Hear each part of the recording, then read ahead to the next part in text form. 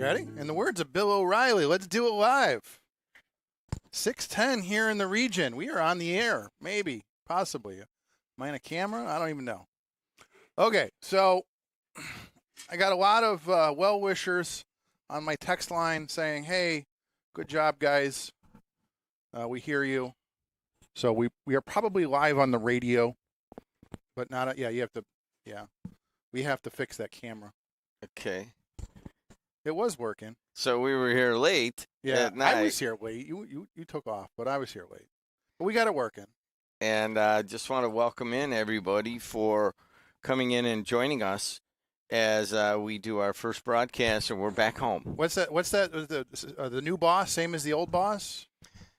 It does. It's like a homecoming. We spent 15 years trying to get out of this place, and now here we are back again, doing it the way we did it from the beginning, with a computer and a webcam, and doing television on the radio. We're doing radio and the television.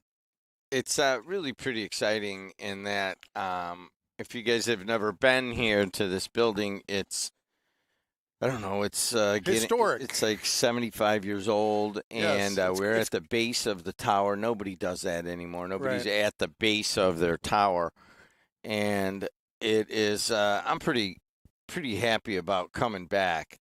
It has everybody else, but you're happy. So well, I mean, MX was here last night helping us, and he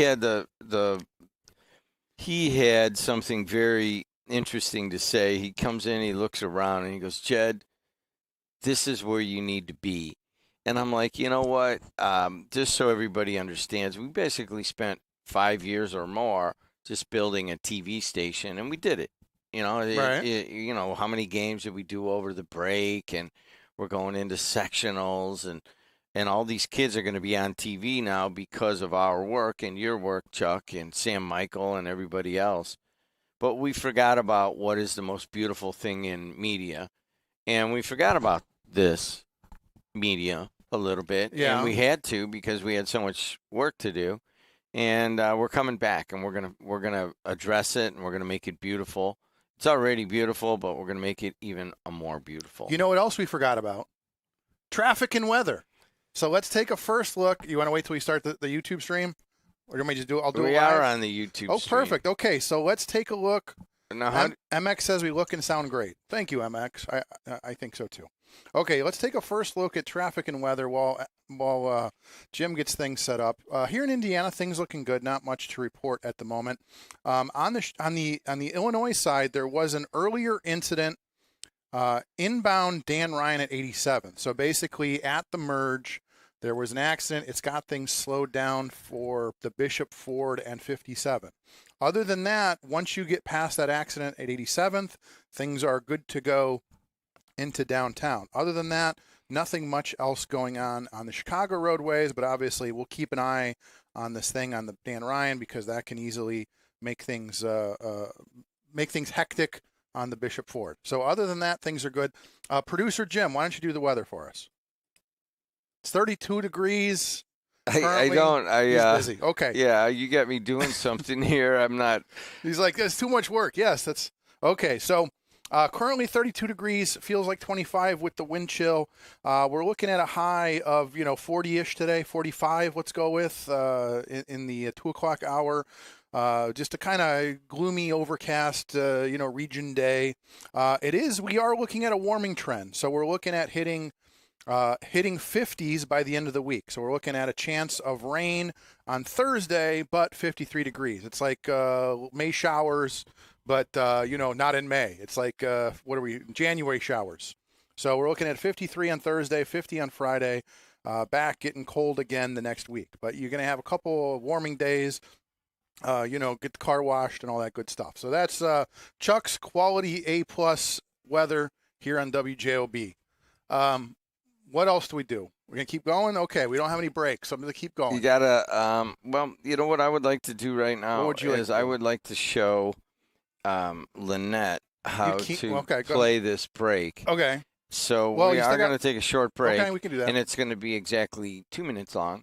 And then we will come back. So we are going to test the phone system that I'm very excited about. So we will take your calls maybe at 219-845-1100 after these messages. So here we go. We don't have to do a delay anymore. It is just like people are listening on radio on 1230 or 104.7. If you're watching on YouTube or you are watching on or listening on TuneIn, there's a little bit of a delay, Right. but there shouldn't be any delay anymore. By the way, if anybody really wants to irritate me, just subscribe to the YouTube channel. Because just to prove him wrong, we need 1,000 subscribers. Call your neighbors, call your friends, put a sign in your yard. WJOB needs 1,000 subscribers. Okay. Sorry, I'm adjusting. It's like you're cut off. I got the hook. No, we need 1,000 subscribers. So tell your friends, tell your neighbors. So the backstory here is that I want to, we built a TV station for news and talk and all of that, and it didn't work. It honestly didn't work, and it was a lot of resources, a lot of money, a lot of effort put into it, and it didn't work. But while we were doing that and figuring out that it didn't work, we figured out something we did not expect, and that we had a sports network that was blossoming beyond what we ever expected. So I feel as if we've built a TV station for Northwest Indiana based on sports. It's actually outside of Northwest Indiana now, too. And that was our very first discussion when you and I met that glorious evening in Maryville. That was the discussion, is the region needs a TV station. And it didn't work. Okay. And so I said, all right, here's what we got. We got a sports TV station. Those guys are rocking and rolling. And then I'm like, all right, well, let's go back to WJOB, a very small amount of us. Let the sports guys go wherever they want to go. They're looking for a place. And let's just go back to radio. Just turn the thing on and start talking on the radio, playing music, that kind of thing. We don't need to have a TV part of it at all. And then Adriana and Matt start up a YouTube channel. And then next thing I know, if I don't turn it on in the morning, which I don't like to, and Verley doesn't like to, then everybody's mad. So now you've caught us in kind of a catch-22 again, Chuck. You and Lynette and Matt, and I mean, and so what is coming back full circle is that every time somebody likes and subscribes to the channel, it handcuffs me. I got to do something that I don't want to do. And right now you got to take a break. We'll be right back. All right, Lynette, I can't see you back there. I'm sorry. So this is the keyboard here, and all you're going to do is, instead of having to do all that where you play music and everything, we're going straight in. So Chuck's going to go. Hey, we'll be right back. Curious? That's 2 hours. Big Frank Sausage has the very best Polish food in the region. You had a mouthful of Big Frank sausage? We have a full bar, dine-in, carry-out, delivery, and catering available. I've had a mouthful of Big Frank sausage. I've got a mouthful of Big Frank sausage. 219-378-9556. Smacznego i na zdrowie. Who's ready for Polish? St. Nicholas Byzantine Catholic Church, located at 8103 Columbia Avenue in Munster, celebrates Divine Liturgy every Sunday at 9:30 a.m. We are Eastern Rite Catholics in union with the Pope, the Bishop of Rome. All Catholics who celebrate Divine Liturgy or Mass with us fulfill their Holy Day and Sunday obligations as they do in their own churches. Join us in person this coming Sunday to find out the beauty of a Byzantine Catholic Divine Liturgy at St. Nicholas Church. But it's time. You gotta catch up. Yeah. I'll catch up with you. I'll be right back. I'll see you in a minute. Yeah. Well, what's up, boy? Hey, Ryan. Not tonight, man. Not tonight. Oh, yeah. You guys are right. Hey, come on. Let's go. Come in.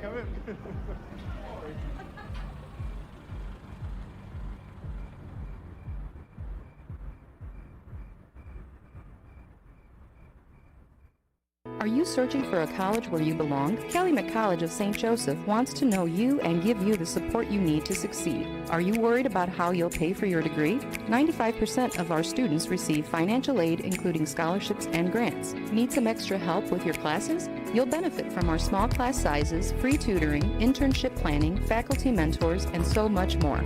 Come experience our accepting, supportive college family for yourself. Schedule your campus visit and apply at ccsj.edu.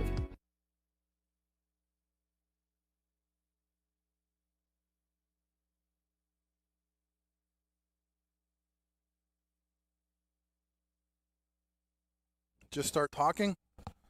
Hi, this is me. Just talking.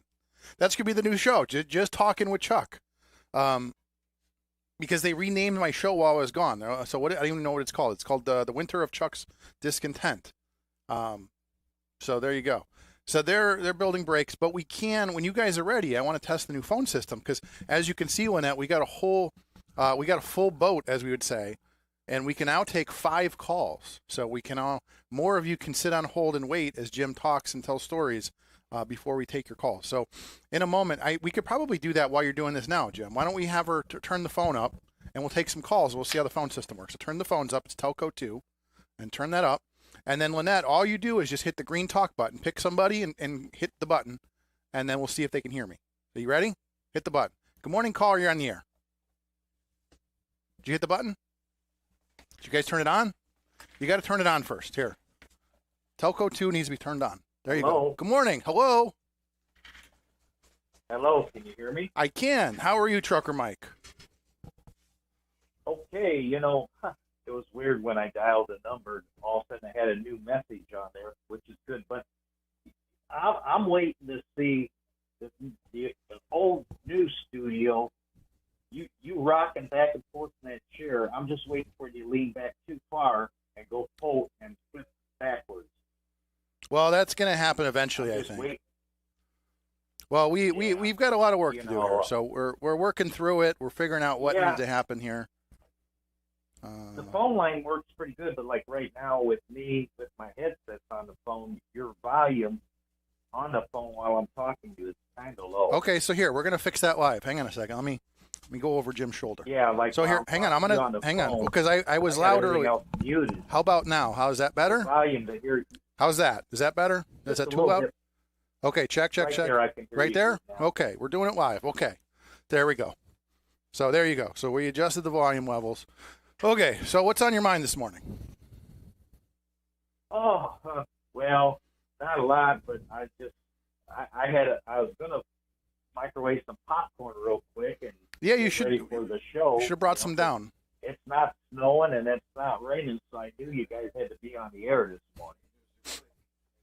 Yeah, no, it was it was a long night. We were like, is this going to work? Is this not? I got a lot of well-wishers on the text line going, is this working? You guys working? And then I was really worried, but then I got here last night and MX was here working on some wires. I go, well, MX is here, so things are good. So that's when I knew we'd be okay. Yeah, it's like, it's hang on. Where did the music come from? Hang on a second. What did you guys do? I gotcha. Hang on a second, Trucker. The sidekick that's sitting there when he's sitting in that chair, is he going to fall backwards like you? Well, we'll see. I mean, these are old chairs. We got to tell him to order some. We got to put the other chairs back in here, otherwise I'll be bopping all over the place. So we'll get the other chair. But I want to lean back because the camera's too close. Jim had a neat little button at on Indianapolis. I'm going to see if we can do it with a remote. We might have like a button there. I might be able to use a remote clicker to hang up on people from here. We'll have to see if that works. But it's a good morning. I mean, I'm glad you guys are up and operating now and watch the show, listen to the show, and see all the activity going on. Yeah, we're having fun. So that's the important thing. As you know, Chuck, I've been going around doing surveys of restaurants. Yeah, so I'll be anxious when you get through with that. You'll have to join us on the air and tell us all about it. Your findings. I saw the price of, I never realized when I see people say, "I just want water." Now I realize because yesterday's receipt that I got, I paid $2.99 for a cup of coffee with my breakfast. Yeah. You know, it was. Well, I mean, that's the market, right? I mean, people are used to paying $8 for a cup of Starbucks, so $3 for regular coffee. That's not the worst thing in the world. But yeah, I mean, that's tariffs and whatnot, right? You know, I got 6 more restaurants to do, and I've been enjoying it because I'm getting to see what each place is like and how the food is, and I got my sheet all set up on how I'm rating them, and okay, working out pretty good, Now another thing, now I don't bring all this politics garbage and all this junk in it, but we had that big raid, brought that president back to the country. But did you see on the news this morning? Southwest of Indianapolis, a semi full of a whole bunch of dope. Okay, they arrested this guy. ICE is getting ready to import it. So another undocumented, probably illegal migrant was in our country, killing our Americans with dope. Well, on the news this morning, yeah, they showed all this dope that they got from this semi of a migrant, and they already got him in, getting ready to deport him. And right there shows you they want to come to our country and say they want a better living and make a better living and a better place to live. But what they're doing is they're coming here and destroying our country. Well, I mean, also if we're cracking down on their ability to have illegal employment, then your options are basically black market at that point, right? Running drugs and doing something. I mean, that's sort of the catch-22 is you crack down on being able to work. Yeah. Then if you can't go work on a construction site because ICE is going to run you off, then you got to do something, and then that leads people to the black market. So, but hey, I just wanted to say good morning to you guys and good luck on getting everything organized. I mean, it's going to take a little time. You got your sidekick sitting over there. I don't know if No, he's a hard worker. He'll be good. On his motorcycle. Yeah, we're teaching him how to do this. Did he come in on his motorcycle? I think so. He rode his bicycle. I don't see no motorcycle sitting there. Okay, right, so thanks, Mike. So now what you have to do is hit drop on his call. Everybody. Oh, she already did. You did? So, thank you, everybody. I'm Jim Deedlow. I'm the owner, I guess. And he's Chuck Pullen. We have been here the entire break, working our butts off. Chuck started the last couple of days, but I want to say thank you to a lot of people that helped us move, including Bob Starkey, helped us do the big move, Rob Ellis, Matt Kaufman, my brother Brian, my nephew Alan. We took a lot of vacation days, but I just want to make sure everybody understands that we were in that Purdue building for 11 years. Started out as an entrepreneurship and a VC center, and we learned a lot from the entrepreneur and residents, Mon Hanley. We learned a lot from. I interviewed so many entrepreneurs over the many years and got ingrained with the university enough that I eventually just started taking classes and then auditing them and then getting credit and wound up getting an MBA. So the relationship with Purdue is still very strong, but that is Chuck could tell. I mean, all the entrepreneurs were they're not there anymore. And we were the last one. It's turned into a cybersecurity center. So it was probably time. And just as an update, we are splitting the radio and the sports TV. So it's like News Talk Sports Radio and then just Sports TV. The Heartland Sports Network, it still shows up as Jed TV on Amazon, Apple, Roku. But eventually it'll switch over to Heartland Sports Network, and they're looking for some office space with high-speed internet, just a couple of small offices, and they'll be moving there, and it's just 2 separate companies. So it's just like a couple of us moving back here. It's really going to be one person all day long, whoever's on shift, and then that's it, and then me and the host. But I just wanted to say thank you to everybody who had a hand in that and moving us, including you, Chuck Pullen. Well, and it is 6:30, so why don't we test taking a break, and we'll check in. We'll check in with some more callers. All right. So to announce on that, okay. I want to make sure that part of it is we have many sponsors that just kind of sponsor me and what I want to get done, and they know that they give us money and that we're going to be in a lot of different places. And our Facebook numbers are through the roof, or our YouTube numbers are coming up. Certainly we have our own TV station and our own radio. But for the today and maybe the next couple of days, you're not going to have a video spot that plays on YouTube. It'll just be the audio spot. It shouldn't be that big of a deal, but we will get that system in place shortly. I'm going to leave and go work out. What? Yes. Okay. Where's Starkey? This is his day off. That's why you came in today. That's fine. I could do it by myself. No, I'll stay one more segment, but I need to go work out because I got to be somewhere at 8 o'clock. And if you go to the YMCA after 7:15, 7:30, forget about it. I mean, already the lot is packed. Right. At 5 o'clock it was packed. Right. So yeah. So I could, we want to play music. There's one story I want to talk to you about, and then you can go. You want to talk about Venezuela? No, I will talk about that later. We'll save Venezuela. There's one particular story out of CBS News I want to talk to you about. And I don't know about it. So you don't know it's going about to be my first impression. Fantastic. Okay. So let's take a break. We'll take some calls, and then we'll wait a second. You got to have an out cue. Okay. Like when I say to You'll be right. We'll be right back. Here's what my out cue is. And she knows this. And the voice and face of the reason. And the voice and face of the reason. So we'll be right back with the Winter of Chuck's Content here on WJOB, the voice and face of the region.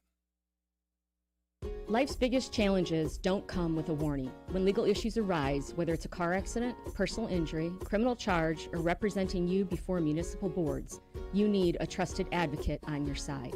At Westland & Bennett, we listen first because your story matters. We provide strategic, personalized legal solutions to protect your rights, your freedom, and your future.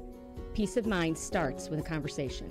Call 219-440-7550 today for a free consultation. It's the simplest expression. The smallest thing that changes everything. A smile. So easy. A smile lights it up. Apologizes. And welcomes unconditionally. Because the shortest distance between two people is a smile. Thank you. Strachan Van Til, where making life easier starts with a smile.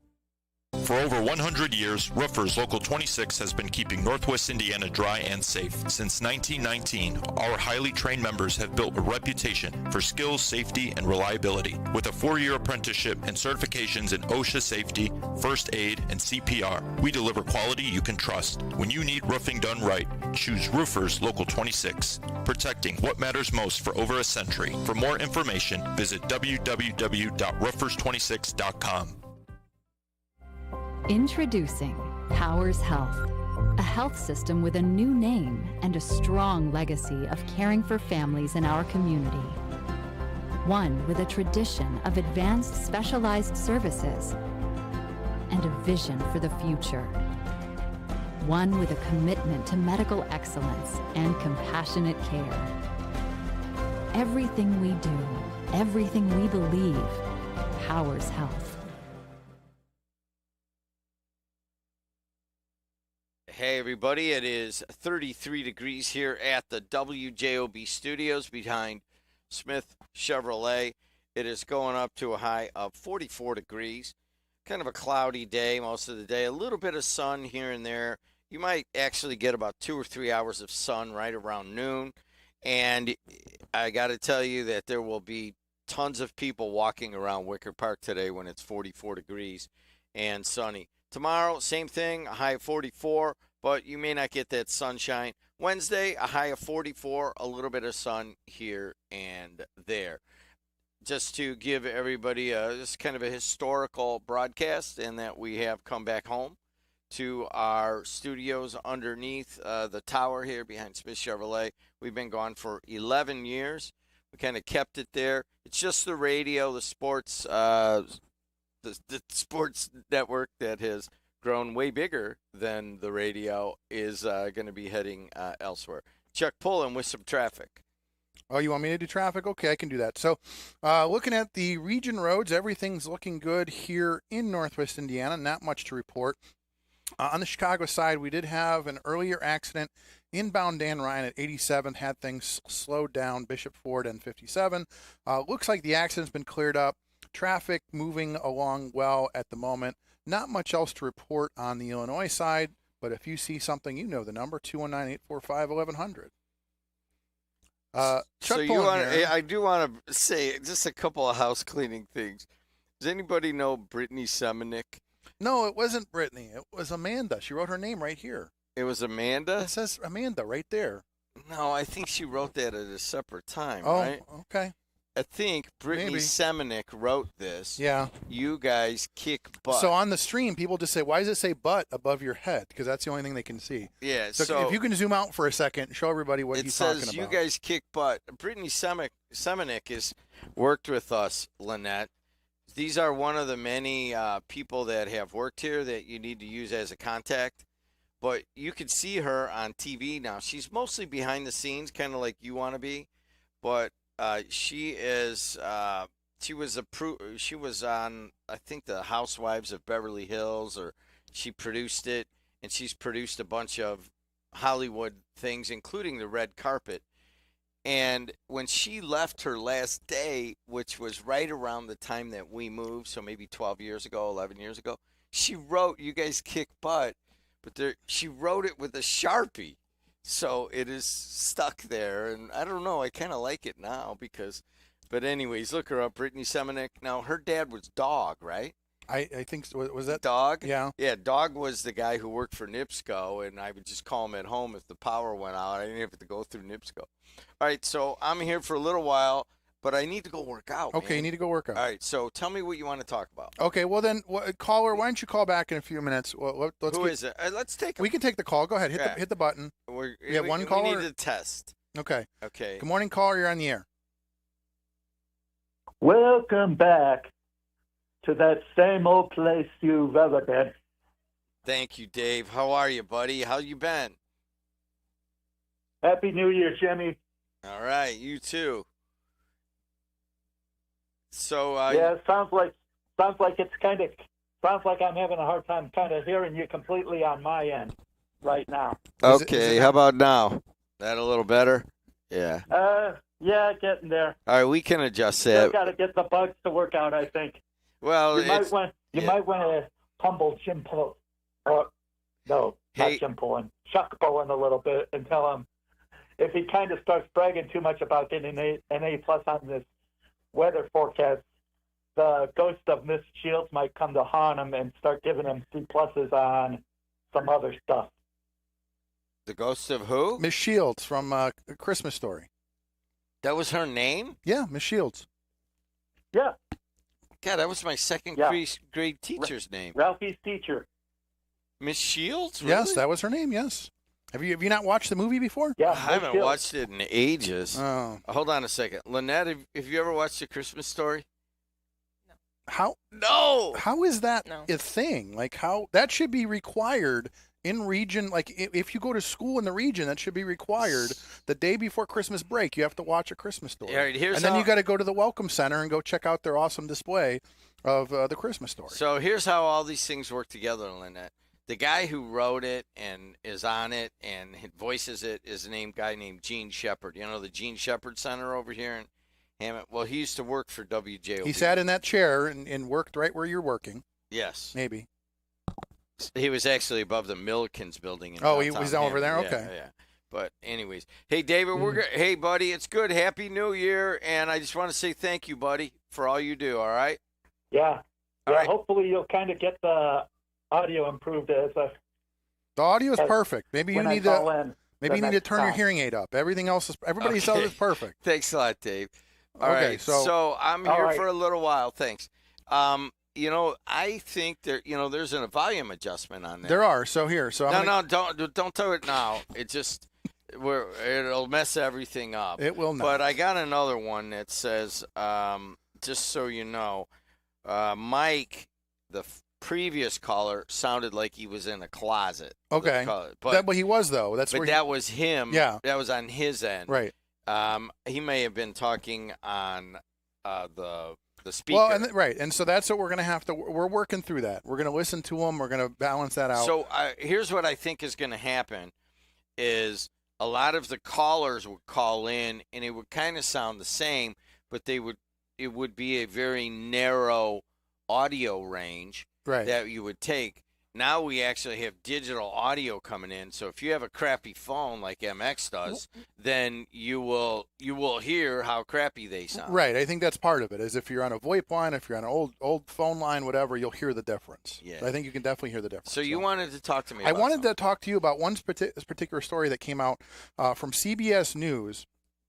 So I don't watch regular news, but people have been talking about this. CBS Evening News has a new evening host, Tony DeCopool, and Tony came out, did his first show on January 3rd, and obviously, there's been a big shakeup at CBS News. Barry Weiss took over running the news department, and he came out and he basically said, we've been getting it wrong. He said, I've been out there in the field. I've been meeting people, whether it's my parents' neighbors or my neighbors or out working. He said, we got it wrong. He said, we missed the stories. He said, we missed the story by taking into account the perspective of advocates and not the average American, and putting too much weight in the analysis of academics or elites. Basically, he's acknowledging a problem that you and I have been talking about for years, and that's that the legacy media has forgotten its roots. Just like you and I started off this show today talking about going back to your roots, CBS News under Barry Weiss has said we need to go back to our roots. We got it wrong. He said we got Hunter Biden laptop wrong. We got these stories wrong, and we have to do better. And he specifically said, I'm tired of going out into the world and people telling me I don't trust you guys. You get it wrong too much. So does that mean that the legacy media has figured out that they need to go back to their roots, just like you figured out, and that's why we're sitting in this room, or are they too far gone? So what are your thoughts? So, in a weird way, I almost, my first inclination to that, and you just wanted my first reaction, as Jack Kerouac would say, first thought, best thought, is that I really don't care. Okay. About what you're saying. Okay. And here's you why. Can go now. You can go now. Go work out. Lynette, this is important too, because I try to teach everybody that comes through here what was taught to me. And that is, all you can do, no matter what happens in America, all you can do is what we've been doing at WJOB for 102 years. And that is listening to people, let them talk, let them disagree. You can have your own opinions, but respecting what people have to say and let them guide where the story goes. And you and I have said that what we're hearing here on the airwaves, or when you get a zillion texts about what you said on the show, or you go out and you Strack and Van Til and you're trying to figure out which green beans to buy, and somebody walks up and says, hey, dude, that was a really cool call, or that was an excellent interview, or I like that podcast, or whatever it might be, they get what's happening here where we are. We don't need to champion it or trumpet it. Where's that coming from? That's coming from the phone system. We need to turn off the alerts. Okay. So go. So we don't need to go out and say, oh, well, we really have the story of middle America, because that in itself kind of takes it and makes it a little less genuine. But all we got to do is do everything. And this is for you, Lynette. That's all we got to do, what we've been doing for 102 years. And I'll be honest with you, for a number of years, what we do has not been in vogue. It has not been in vogue. I hired a consultant in like 2017 and 2018, and the guy came in and he's like, hey, dude, this is what's going to happen to media over the next 10 years. You got to pick a side or you're going to be left behind. And I'm said, all right, well, I don't think so. I think there's some people that want us to do exactly what we've done for 102 years and not change that. Now, we can change the technology. We can do podcasts. We can stream high school games and video at the highest level of technology. But the actual spirit, and that is, you're right, that's why we came back here. I wanted to get closer to the spirit of what we do and build on that. But thank you for asking. What did I ask? Okay. About I asked CBS. Right. Okay. Well, that's what I said. Is that there are people like you still watch a lot. A lot of people tell me about the Sunday shows and stuff like that. They're good. But that's the difference, though, is that we've never come on these airwaves, and when the callers called in, no, you guys are wrong. The experts say, the academics say, and you're wrong. That was the problem with traditional media, is they were saying, no, there is no laptop. None of those things are happening. Our experts tell us that's not true. Everybody said, well, you got this one wrong. And it took them how many years to finally come out and say, okay, we got some things wrong. Well, you're also quoting CBS, which was just bought by a very agenda-oriented person in Larry Ellison. Right. So could you be seeing Fox? What's the other? You're talking about right wing, like OAN? Yeah, groups? OAN, CBS, or are you getting a CBS that had gone way too liberal, way too elitist on the academic institutions, and that Larry Ellison's going to let it come back to the middle, or is he going to turn it around and have Fox regime media? But that's the thing. You talk about let it, like it's you have to go out of your way to get these things wrong. I mean, that's sort of the thing, is you have to go out of your way when the whole world's telling you, no, you got this wrong, and you're doubling down and going, no, our classified contacts, our unnamed sources are telling us this is the case. They were getting played. It's sort of like what you talked about a few weeks ago about the idea of, cancel culture and everything that you went through and stuff like that. It went too far, and now it's going back to the middle. And that's what I always talk about. I disagree with that. I think that it went way too far on the left, and now you kind of have a cancel culture of its own on the right. Because we can't find balance. Yeah, because you can't find balance. That's the point. And if like, you could hear callers, oh, you're this, you're that, and it's like, no, listen, what we're doing and what I'm saying is the same thing we said 10 years, 20 years ago. I was on these, sitting right where I'm sitting right now, 41 years ago, right in the seat, doing the exact same thing, learning from Colby to how to do this. And he learned from Cowley and the other guy, and it never changes. But the agenda is accepted now, and that is the way that you're supposed to do it to make money. It's a money-making machine.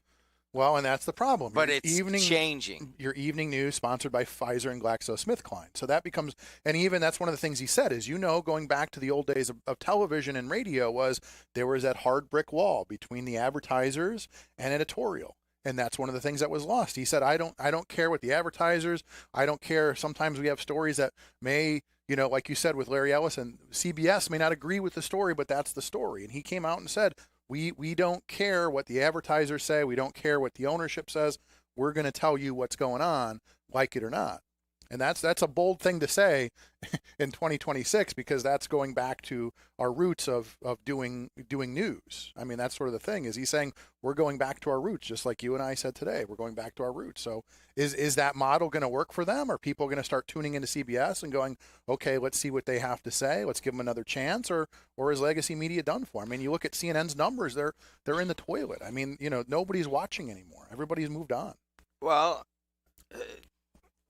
I don't know if it's their angle or just how they present it. Right. In that, if you really look at what was going on, Barack Obama became president and honestly was kind of a bad president, at least for his first 4 years. And then he got to be pretty good, I thought, in his second 4 years. And maybe in the last year or two, you could see that it was kind of the cancel culture was developing, and the academic elites were kind of taking over to the Democratic establishment, and they were pushing out the average working man and woman. And we said that here. I remember we Mad Mac called in a famous phone call in 2015. Trump's going to pull this out. I agree. Hey, Trump's going to win this. People are not listening. They're projecting what they feel on, how stupid it is and how crass he is, and nobody's listening to the average person. And then what happened is that ruled for a while, and then there was a major backlash. Right. And that's probably where we're at right now, and it may last for a while. But you also had that happening on the right, where everybody being called alt-right and far-right. So you had this major group in the middle that couldn't find a home. Which is right now, there are a lot of people that are listening and watching, which is just bugs the crap out of me, Lynette. You want to see? Let's see how many people are watching. There, I can see it right there. Why are 46 people watching us? This is supposed to be a radio show. Because we're two handsome and gentlemen. So we haven't even set up the cameras yet. Yeah. It's just sitting on a table, and they're still watching. And I am because they're craving somebody to talk to them that's not going to preach to them from the left or the right. They're craving a local guy and a local girl that's just going to sit down and do radio with them, take their phone calls as soon as you leave, and talk to them, and not preach to them and not tell them no, you're wrong when they know they're right. So do you think that I made that it was a mistake for me to say we are not changing our spirit? No, I think that you see. I mean, but think about the entire sphere. Those consultants went to everybody else and said the same thing. I mean, it's the same thing that happens in government. The consultants tell you need more roundabouts and more bike paths. Everybody does it, and then they go, oh, we built too many, and now we have to go back the other way. We ruined our roads. We turned our 2-lane roads into 1-lane roads to put in bike paths, and now we screwed up. I mean, and that's what you're going to find in a couple of years. But it's the same idea. You have the consultants telling you this is what the people want, but it's actually the consultant saying, here's what we want. Here's what the advocates want, and we're going to tell you what you want. Whether you're talking about consumerism, you're talking about quality of life in a community, you're talking about media, these consultants come in and say, well, here's what the people want. No, they clearly don't, because they push back.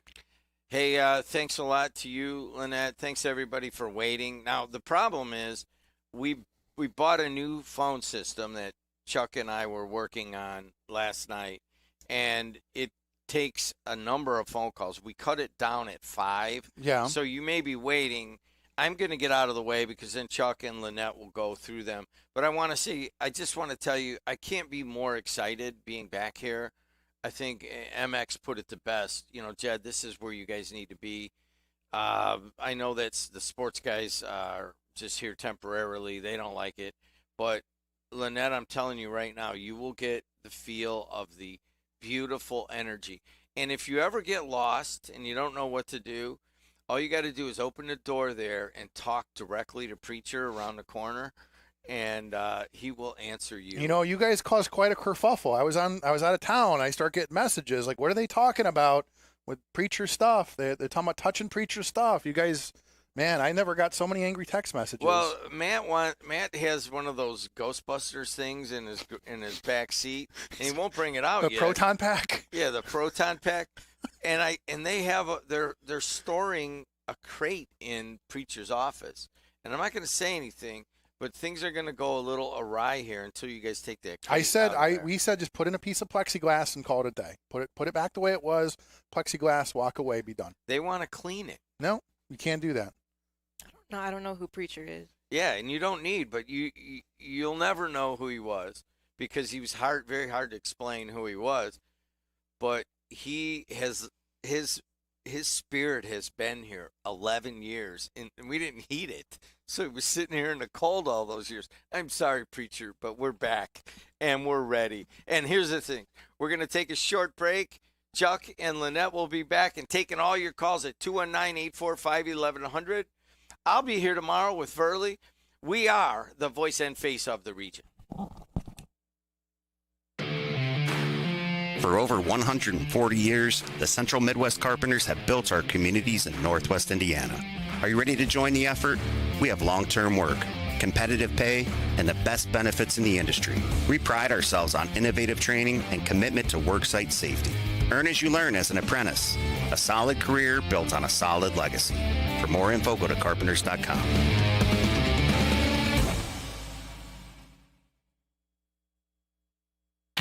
Looking for a place to enjoy great food and great games? Head to Doc's Barbecue in Dyer.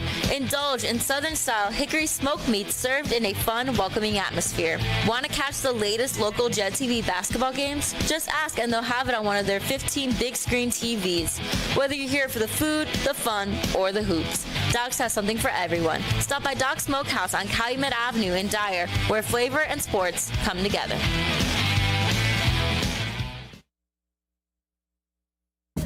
For a fast and friendly car wash, go to Easy Clean Car Wash. Open 7 days a week in 4 convenient locations: Highland, Griffith, Cherville, and Lansing. Free vacuuming, air freshener, and a towel with every wash. It's fast, safe, and gentle. For more information and hours of all our locations, visit myeasyclean.com. Also, see how you can wash your car daily with our $10 Ultimate Wash for only $19.99 per month. Give your car the best clean at Easy Clean Car Wash. Tell the folks where they can find the French Room. Fridays, 3 to 5 Central. And where can they listen? On WJOB, AM 1230, 104.7 FM. I believe those are the radio people. Who the hell's that? I have no idea. But you could listen worldwide on TuneIn.com or watch on JetTV.com. Get your Jet TV. The Front Room. With Marla Kubik. Variety, sometimes at its finest.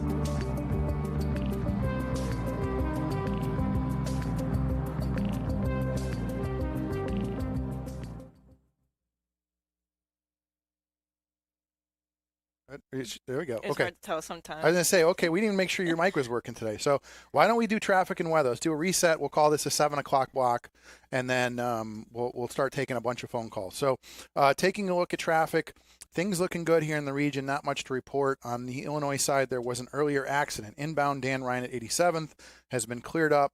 There was a little bit of a delay on the Bishop Ford 57. Looks like that's clearing up. So you have a pretty good commute into the downtown area. You've got a little bit of traffic, in the circle, usual place. Other than that, not much going on the Chicago side. Lynette, you want to take a look at traffic or take a look at weather for us? Yes. Good morning, everyone. Today we're at 33 degrees with highs of 42 and lows of 34. We'll be having some sunshine giving way to clouds, and then later tonight will be mostly cloudy. Areas of fog will reduce visibility late with some drizzle towards dawn. And then tomorrow on Tuesday, we'll be having highs of 44 and lows of 32. We'll be having some areas of drizzle in the morning, otherwise mostly cloudy. And then Wednesday, we'll be having highs of 45 and lows of 38 with some clouds and then sunny. Fantastic. Thank you so much. So we are here in the new old new studios here on WJOB. If you are one of those community program people, just drive down the boulevard so you see the big tower and then park in front of it. So we are here. When that's here, we had a long weekend of getting things going here at the new old studio. And we're getting there, but I'm mainly excited about the new phone system. So it does some cool new features. So let's go ahead and take a call. Let's just start taking some calls and see what you guys have to say at 219-845-1100. Good morning, caller on the air. Good morning. Good morning. How are you, sir? Good morning. How are you, sir? I'm doing good. Well, thankfully you all are back home. That's where it all started, right there. Yeah, right. I mean, that's the thing is like Jed said, there's a lot of energy here. So we just got to. And that's great. It's always good to be in your own house as opposed to renting from somebody else, a landlord. That's a good point. So he is truly the boss now. He was the boss before, but he's truly the boss there now. Let me say, I'm an issue-oriented person. I really am. And I'm going along with 60% of the people that talking about this Maduro situation, saying that they thought that what he did was wrong, okay? And what they were saying that right now, Trump is saying that he basically wants to take who's going to be control of that country. And he is concerned, the reason he is concerned, he wants to take control of that oil over there. Now, you might not agree with, and I kind of agree with that. And like I say, I was just looking at the polls this morning, Chuck. 60%. I'm sure you've seen that. Did you not? I've been following all weekend. Yeah, I've been blowing smoke up my behind. Did you hear that? Yeah, I've heard that. Yes. You coming in low. Okay, so here we'll work on that. Okay, go ahead. 60% of the people, American people, according to the polls, 60% were against what Trump did. Went into a country, like if somebody would have come into our country and say, I'm going to take out Trump, that's wrong, Well, okay, so I think right now. Go ahead. Okay, let me finish. I think if I can't believe that then Trump just give a guy a pardon who was a dope dealer. Did he not? Okay, so he gave some. He gave pardons. You're right. Now, I know what I'm talking about. Did he give a person a pardon who was a dope dealer? Okay. That's what I've heard. You're right. You quiet. I don't hear you. Okay, I'm talking. You can't hear me? You can't hear me? I can hear you. No, Okay. You're coming in low though. Okay, Go we'll ahead. work I'm on that. Trying to. So I believe he gave people a pardon. They were dope dealers. Okay. And rather than taking them to justice, he gave them a pardon. But again, here's another guy. They go in and bring this guy back to America to try him in America. I think right now, when a president do something like this, they need to get the approval of the Congress, and that's usually. I mean, the president has the right to declare war on the country, but he has, my understanding, and I know government pretty good. He has to get the approval of the Congress. Am I right or wrong? Just say right or wrong. Right or wrong? Hang on. Okay, there we go. Okay, so hello. Yeah, you can hear me now. Right or wrong? Right or wrong? It depends. It depends. It depends on how you read the law. I mean, it depends if you're declaring war. Is it a police action like in Vietnam? That becomes the $1 million question, and that's why none of this is black and white. And so here's my first question on this. Here's the first thing that popped into my mind over the weekend. Okay, you ready? George Carlin once. Okay, can you hear me? Are you hearing us better or worse? How's that? Are you hearing me okay? Yeah, a little bit better. Okay, so George Carlin once said that the United States is an oil company with an army, right?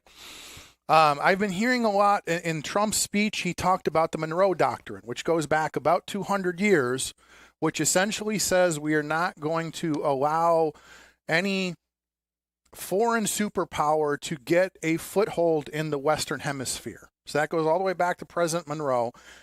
And they, whether you're talking about the Cuban Missile Crisis or anything like that. So there's this idea going back 200 years that we are not going to allow the Chinese or the Russians or anybody like that to have a foothold in South America. So here becomes my question, Matlock, and there's another statistic I heard, and I've not checked into the accuracy of this, that 45 of our 47 presidents conducted some sort of foreign military intervention, most without congressional approval. Most of them conducted some sort of, boots on the ground, foreign, some sort of intervention without congressional approval. So my question to you, as somebody who's been around a long time, does this surprise you? I mean, every president in your lifetime has essentially conducted some sort of exercise as to what President Trump did over the weekend. Now, that doesn't go to say, is it right or wrong? I'm just saying, why is any American surprised that we would do something? That go back to Gaddafi, you pick the guy. In your lifetime, we've seen this happen over and over and over and over again, regardless of Democrat or Republican. So should we really be shocked and surprised that this happened over the weekend? Well, I'm not surprised of anything happening during this president. I'm not surprised. Sometimes I'm like, oh, maybe I am. I didn't think this guy was going that far. You won't never hear him. Won't never hear him attacking Russia, Putin, or China. He basically go at these countries like they did. They was bombing those ships. Ships saying they had dope on them. How did we know they had dope on those boats? They didn't. How did they? If they had dope on them, why didn't they let them come on? But again, Matlock, going at the thing. We're gonna meet you at the dock of here in America, and where we see that you do have dope on your boat. So I think right now, and Maduro said that same thing. I don't know nothing about Maduro. I don't know. He probably is a terrible person. Can we agree, though? Well, here's a question. Can we agree? I don't want Trump to say anybody don't agree with Trump, they automatically terrible. He called some of our own elected officials, mainly Democrats, you're terrible. They're terrible. And I'm just simply saying, but he'll say Putin is a great person. Well, Putin is terrible. But again, my question is why are you surprised? Why are you surprised? Going back to I'm not surprised. That's one reason why I'm not so surprised of Donald Trump as I followed him over the years. He used to be a Democrat. Him and Clinton and all of them were together. Okay. And then when he could not, the Democrat would not slate him. Then he said, "We going Republican." That's what he got. But he you know that he did contribute a lot to the Democratic Party early on, money and otherwise. So I'm just simply saying that right now, this guy is coming here in this country. They go in and take him and his wife out. And then I think did they do a little bombing over there before they took him out? They did some bombing, including I think the Hugo Chavez Memorial. I think they blew up Chavez's grave, which is kind of Okay. I don't know about that, but yeah, they bombed some Okay. people. There's I'm just- reports that up to 80 people were killed in the raids and things like that. Yes. What's his name is Secretary of State, and then you got the Secretary of the War. But again, Donald Trump seems to be in charge of everything. And I don't care who the president is. If Obama does some stuff, which he did. Well, he did, and okay? he had drone strikes I in didn't agree Yemen. with He killed I'm several not the kind of person, people. just because I'm a Democrat, that I go along with everything the Democrat does. But when I see it, I call it out. And I try to be accurate on my assessment of these individuals. And right now, I'm seeing my assessment, and I don't like to get personal. I don't hate a person. I sometimes dislike their policies. And I think I said that to you before. My mother taught me that you don't hate people, and I don't hate Trump. I just dislike his policies, And I know some people will say, well, yeah, I know he always beating up Trump. Well, Trump, he's the president of the United States, and 60% of American people, that they said that Trump right now is at 36%. So the majority of Americans don't like what he's doing, and it's proven, and it's going to prove, filing for elected office starts, I think, next week. And across America right now, they're gonna lose the House. I guarantee you that. Well, and historically, that's an accurate thing. Yeah. It ought to be a signal to him, but he doesn't care. He's making it tough for this Vance guy becoming president because he can't say nothing, whether he like it or not. And Vance was the kind of guy, he said so many dirty things about Donald Trump. And when he asked about that, he said, I would just listen to the media too much. Right. Well, I okay. would listen to the media. The media led me to saying that. So otherwise, let me get off that. Let some other callers. Yeah. I know they would jump on me, but that's okay. I have a strong back and a strong mind. Okay. Okay. Well, we appreciate the call. And I don't care. Okay. I'm glad you called in. Care. You take care. It is 7:07 here in the region. You're listening to AM 1230, 104.7 FM in Hammond, Indiana. We're taking calls. We're hearing about what you have to say about what happened over the weekend. Anything else on your mind? So go ahead. Let's take the next caller. Good morning, caller on the air. Good morning, caller. Hello? Hello? How you doing? We're good. How are you? Pretty good. Hold on. Let me open up my volume a little bit. Yeah. Jim said you need to I buy a can new barely phone. hear you, Chuck. Okay. It's weird. Okay, go ahead. Anyways, great job with Matt, you, and Jed. Guys did an excellent job. I don't know how you came through. The lighting is perfect. But the post of the weekend now. The post of the weekend from our illustrious congressman. So we're supposed to notify all these congressmen and then go in with Delta Force to pick. This is not a war, okay? This guy has a warrant all the way back to Obama, okay? And even Biden put a warrant out on Mandura. So if you remember Delta Force with Chuck Norris, this is what this is about, Delta Force. These are highly trained, skilled men. And our illustrious congressman, he wants to be notified so you could put these men in harm's way. Nobody got hurt on this mission. We arrested a narco-terrorist who hurt a lot of families here in the United States with the overdose of fentanyl, and he makes a post like that.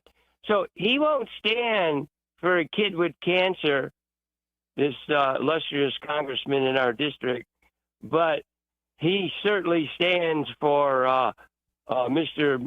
Mr. Mandura that he should have been notified before we come in and get him. And if you watch what Biden did, it cost 13 American soldiers. And, my buddy Steele workaround, this WJOB don't work without him, but he still hasn't answered my question.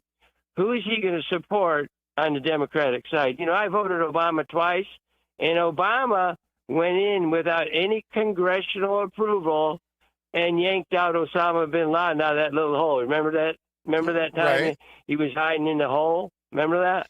And he also drone strikes on numerous we countries, didn't including notify, Yemen. And, what we were going to do to Japan. That's just almost ignorance. Just like you're going to have a narcotics bust, and the narcs come knocking at your door. Oh, you know what we're going to do? We're going to come in there. We're going to arrest you tomorrow. That don't work that way, Ron. It don't work that way in the real world. But how you doing, Chuck? I'm doing well. I'm glad that we can take some calls and hear what's everybody's their pent up aggression and their thoughts and all that kind of stuff. So anything else, MX? Go ahead. People got to change their news source because they're so misinformed and they keep going to the same news source. So you know what? We're going to go tell Mandura, you know what? We're having Chuck Norris to come in and get you. Be ready. It don't work like that, Ron. And Obama did the same thing, and Roosevelt did the same thing. And you know what? God bless them guys, them from Delta Force that went in there and got him out and no casualties. Remember the Delta Force movie with Chuck Norris, and he said, I'll see you when I see you? Mm-hmm. Remember that? These dudes are tough, man. They're tough. And you can't blow their mission up. So, you know what? I'm going to let you go and let the next caller. But the next time you call in, Mr. Ron, because I do like him. There's no WJOB without him. I want to hear who we're going to support on the Democratic side for president. I'll let you go, Chuck. Thanks for all your hard work. So that brings up a couple interesting questions. I mean, the first being, is this President Trump's policies, or is this, again, going back the Monroe Doctrine, going back 200 years? It's curious to me that President Trump, I mean, literally like 2 days before this event, put out a tweet saying, I'm the no war president and things like that. So is this a situation where it's just Trump being Trump, or is this a situation where, going back to my theory of sort of how Washington works, is this idea that you can come in and say, hey, I'm not going to start any new wars. And then a bunch of people sit you down at the long table and go, hey, here's the thing. We know you say that, but we need to take out Maduro. We need to, bomb Iran.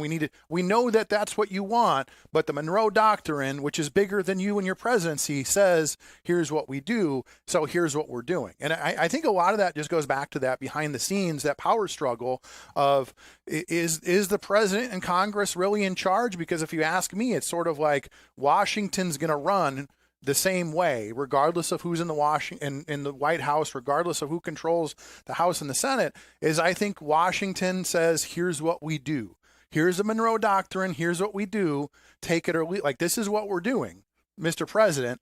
Take it or leave it. And I think a lot of that is what's happening behind the scenes. And I think the same thing happened to President Obama. I think the same thing happens to a lot of people, where they come in thinking, hey, I'm the boss, I'm in charge. And then a whole bunch of people from a bunch of different 3-letter agencies sit you down and go, no, here's how it's going to be. And you're going to do it. So, I mean, if you're asking me, I think that's the way that's the way it works. So I see we got a whole bunch of callers. So why don't we take some more callers and we're going to work out the bugs. We're going to do it live. So good morning, caller. You're on the air. Hey, good morning, Chuck. Happy New Year. Hey, Happy New Year to you, sir. How are you? I'm good. Hey, congratulations on the move. I have to ask, are those carpet squares behind you, are they new? Is that no, Jim Delo's No, this has been here. Decorating, or is that from holdover? From no, this is all holdover. I think we're going to need to do some renovations. A lot of this was, form over function. I was thinking so. it has the same style as the Somalian daycare center. Hey, but the difference is we're real. We're actually here. Again, so I have a quote. I want you to tell me who said it. Yeah. We came, we saw, he died. Oh, who is that? Do you know who that was? No, I feel that wasn't Churchill, was it? No, that was Hillary Clinton. October 20th, 2011, after we invaded Libya and killed Gaddafi, right, and ghoulishly shared the pictures of his corpse all over the media, right, and there was no congressional approval. They went in there, they killed the president of a country, and nobody from the left complained about it. Nobody. And now that I've seen, like, we went in, no deaths, no casualties, we captured somebody who had a warrant and a $50 million bounty on his head, who's been supplying drugs into this country for decades, and now the left wants to complain because they weren't informed. Where were they all at in 2011 when Obama and Hillary Clinton were going through the Middle East and North Africa and toppling sovereign governments? You don't hear anything from these people. Well, and Mott, that was my point, is that none of this is new. This is something this is sort of American policy, and they've sort of said this is Trump policy. Like, no, this has been American policy for 200 years. This is how we do it, regardless of who's in the White House. This is how we operate. And if your issue is it shouldn't be, well, that's a Trump policy. No, this is an American policy, not a Trump policy. You could put a Democrat in the White House, they're going to do the same thing. And that's why I said to some of my friends over the weekend, I said $5, Kamala probably would have been doing the same thing right now, whether she liked it or not, because that's the Monroe Doctrine. That's policy in the United States. That's how we do things. Right? I mean, whether it's bombing Iran or taking somebody in South, it doesn't matter. That's American policy, and that's what we do here. That's what we do here, right? I mean, again, that's nothing should surprise you. Chuck, I'd like to hear what you have to say about this, but I think the most delicious part of all this is having the leftist media and the Democrats all freak out because Donald Trump is doing exactly what they did. But the greatest part of this is Prime Minister Starmer not knowing a word about this. Yeah. And having to come out and explain to his media that he is not even being informed about this. And I'm going to tell you, this has a lot more to do with who's laundering the drug money. And it has to do with the British offshore banking industry in the Caribbean, in the Caymans, HSBC, than any of us realize. Right. And Trump knows this. Trump is a bank financier. He knows who's laundering the drug money. And that's why Starmer didn't know a word about it, because he wanted to protect his drug money. Well, and that's sort of the thing is I mean, that's a bigger question is you have this regime, but they're also sitting on the world's largest oil reserve. So it was interesting. Somebody was talking to a Venezuelan in the streets, and they're basically saying, well, aren't you worried that the United States is just coming for your oil? He's like, well, what do you think the Chinese and the Russians were doing? Everybody's coming to us for our oil. So, let's not pretend that anybody else had any different motive. So you're right. I mean, a bunch of people just look at this giant oil reserve and, wet their beaks and go, okay, hey, who gets to control this and how can we make money off of this? Right. I mean, and that becomes the thing is at the end of the day, going back to my point about the Monroe Doctrine is what do we do as the United States? I mean, he was talking about the other day about we'll take back control of the oil facilities that Maduro took, and somebody needs to invest all this money. But the problem is that oil prices are, kind of in the middle right now. They're not exceptionally high. So people don't want to invest. There's this whole complicated thing about the oil. But I mean, that becomes the question is that our place to do such a thing? And it's sort of like, well, that's what we've been doing for 200 years. So I don't know. Well, Chuck, congratulations on the move. I really want to say good luck to you guys in the new location, the old location.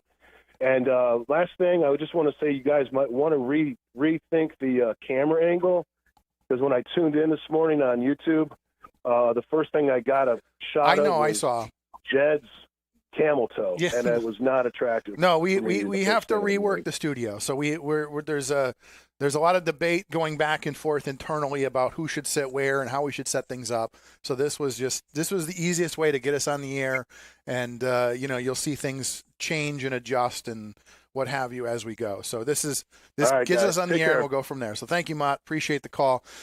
Boss says we got to take a break. So let's take a break. We'll be back with your phone calls here on WJLB, the voice and face of the region.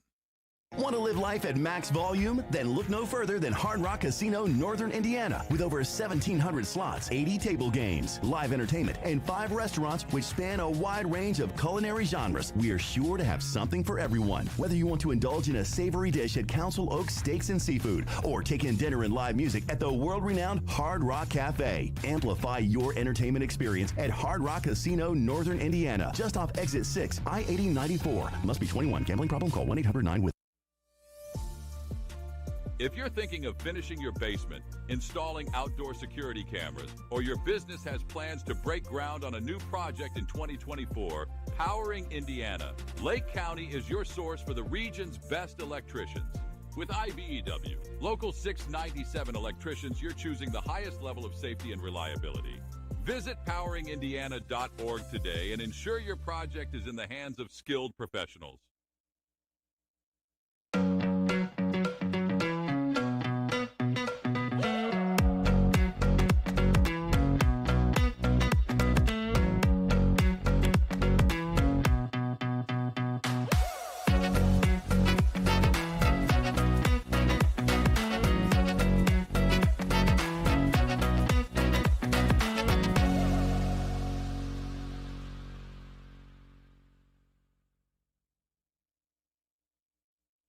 Have you ever considered becoming an iron worker? Local 395 is now accepting applications for their apprenticeship program. Go to ironworkers395.com. Look under the training section, click on apprenticeship, and scroll down to the application. You must be 18 years old, have a high school diploma or GED, and you must be physically able to perform the work of the trade. Find out more by calling the apprenticeship school in Lake Station at 219-962-7675 or visit ironworkers395.com.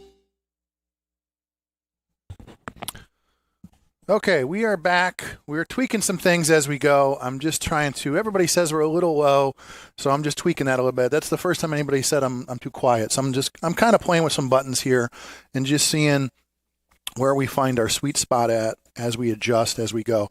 So I think what we need to look at, Lynette, is probably getting the audio up. So that seems like it's too loud, so we'll adjust that. But so I think we're going to tweak things a little bit so that we're almost in the yellow. So I think that'll make everybody happy on stream.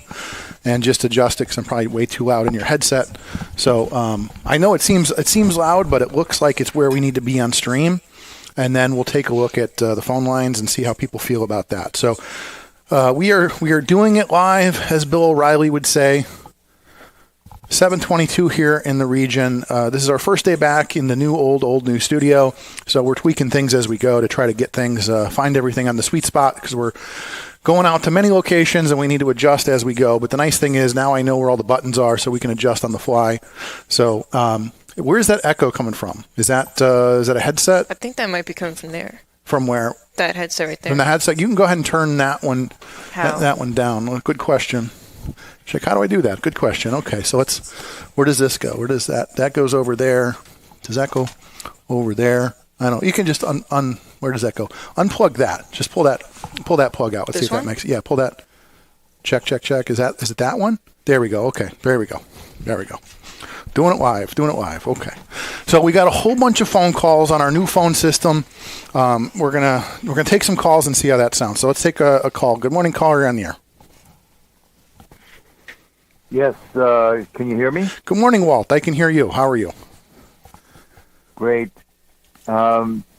Congratulations on back to the old studio 11 years ago when Delo announced they were moving to Purdue campus. I said to him at the time, I hope you don't think about neglecting that old studio because one fine day Purdue is going to tell you to get out. Well, so everything ready is to go back to the studio. Everything's working fine here except for the washroom, which, as it turns out, is kind of important, especially during the winter. So I think they got that working. So the heat's working on this side of the building. I think the washrooms are working, although I haven't tested those yet. So I think we're in a good place. So this was Lynette's first visit, and she's like, what are your thoughts on this? I mean, she's like, is this it? She thought we were moving to some brand new studio digs, and she's like, wait, is this it? It's kind of like a maze. It's a maze, yes. I'll show you around when the show's over. It is a maze. So, but Walt, how are you this morning? Okay. I'd like to start with a question in terms of Venezuela. Yeah. When is the last time the Congress has made a formal declaration of war? I mean, that's got to go back. I mean, I don't even know. Does that go back to Iraq? Does it go back? December 1941. 41. So World War II. I mean, again, when they declared war on Japan. Right. So everything since World War II has been a police action. Some what do we call it? You know, some sort of police action. Some sort of police action. That was Korea. That was Korea. Right. And so that was Korea. There was Vietnam. Then you have Persian Gulf War I, Persian Gulf War II, and a zillion other minor military operations. And why would Trump inform the Democrats about his intentions? These are the same people who, back during his first presidency, they spent 4 years lying to the American public over and over and over again. That included the media propagandists, that he was in collusion with the Russians, and in fact, it was the Democrats who were in collusion with the Russians. Why would he inform them? But the key to the success, I mean, the Democrats have gotten us into all kinds of wars and military actions, and the difference is Trumps are successful. Let's talk about Venezuela. The key to the success of the operation is that, unlike the Democrats, who almost the first thing they do in terms of when it comes to a military operation is they take our air power off the table.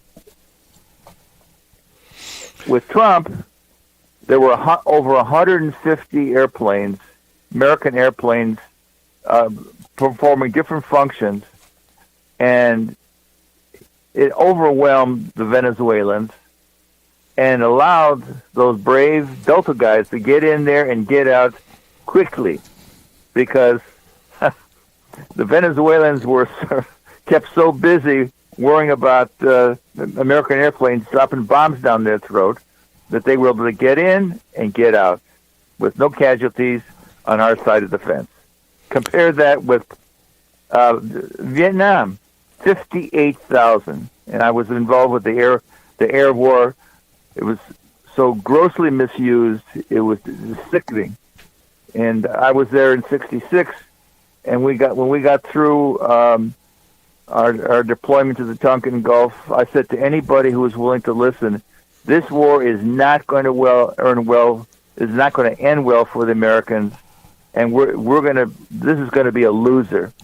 And the military, the grassroots military, we're going to be made scapegoats by Washington. They will not accept responsibility for what's coming. So air power, right? Okay, so Walt, that becomes where, for me as a libertarian, I say, sort of going back to your point of going back to the last formal declaration of war in 1941. Where is our place? I mean, and again, I've learned quite a bit about the Monroe Doctrine over the weekend and things like that. And it sort of becomes a question of what is our place and what isn't our place? I mean, that sort of becomes my question is, like I always ask that question, how is this my problem? And that's my question about Maduro or Iran or any of those things is sort of like, is this my problem or is this somebody else's problem that we're meddling in? And so I guess that becomes the main question when you're talking about the Monroe Doctrine and sort of, going back to all of our military interventions in the Western Hemisphere is, are we opening ourselves up to finding, could Venezuela have gone a different way? We don't know. When we went into Iraq, we were 7 days in going mission accomplished, and then we were there for another 20 years. You know what I mean? So that's my concern is we're saying mission accomplished a couple days into it, just like we did with Iraq, and I'm worried this is going to go. I don't know. Is Venezuela more open-minded to us coming in and installing democracy? I don't know. Are we going to be in and out of there in a few months? We're going to say, okay, have an election, have a nice day, get the oil flowing, we're out of here. Are we in and out in 6 months, or are we in there for 20 years? That's what I don't want to see. I don't want to see us boots on the ground for 20 years. You're asking very serious questions, and they should be asked. Let me just point out to your audience that when it came to the Iraq war, the invasion of Iraq under Bush Jr., I was adamantly opposed to it. I opposed it repeatedly over WJOB. You did, right? I was called a traitor by people for my opposition to the Iraq war. I predicted that if Bush goes into Iraq, people will rue the day that they went along with it, because it was a bipartisan war. All the major political figures for the presidencies, they all supported the invasion of Iraq, and including the media. There were a few voices, reputable voices, who opposed it, like the former head of the Defense Intelligence Agency, former commandant of the Marine Corps. They all opposed the invasion of Iraq, and there was initial military success, but from over time, the big disaster was when the Bush administration's officials in Iraq, civilian officials, made the decision to totally disestablish the Iraqi military and police. That set the stage for everything that happened since then. Right. But in any case, it's with it back to Venezuela.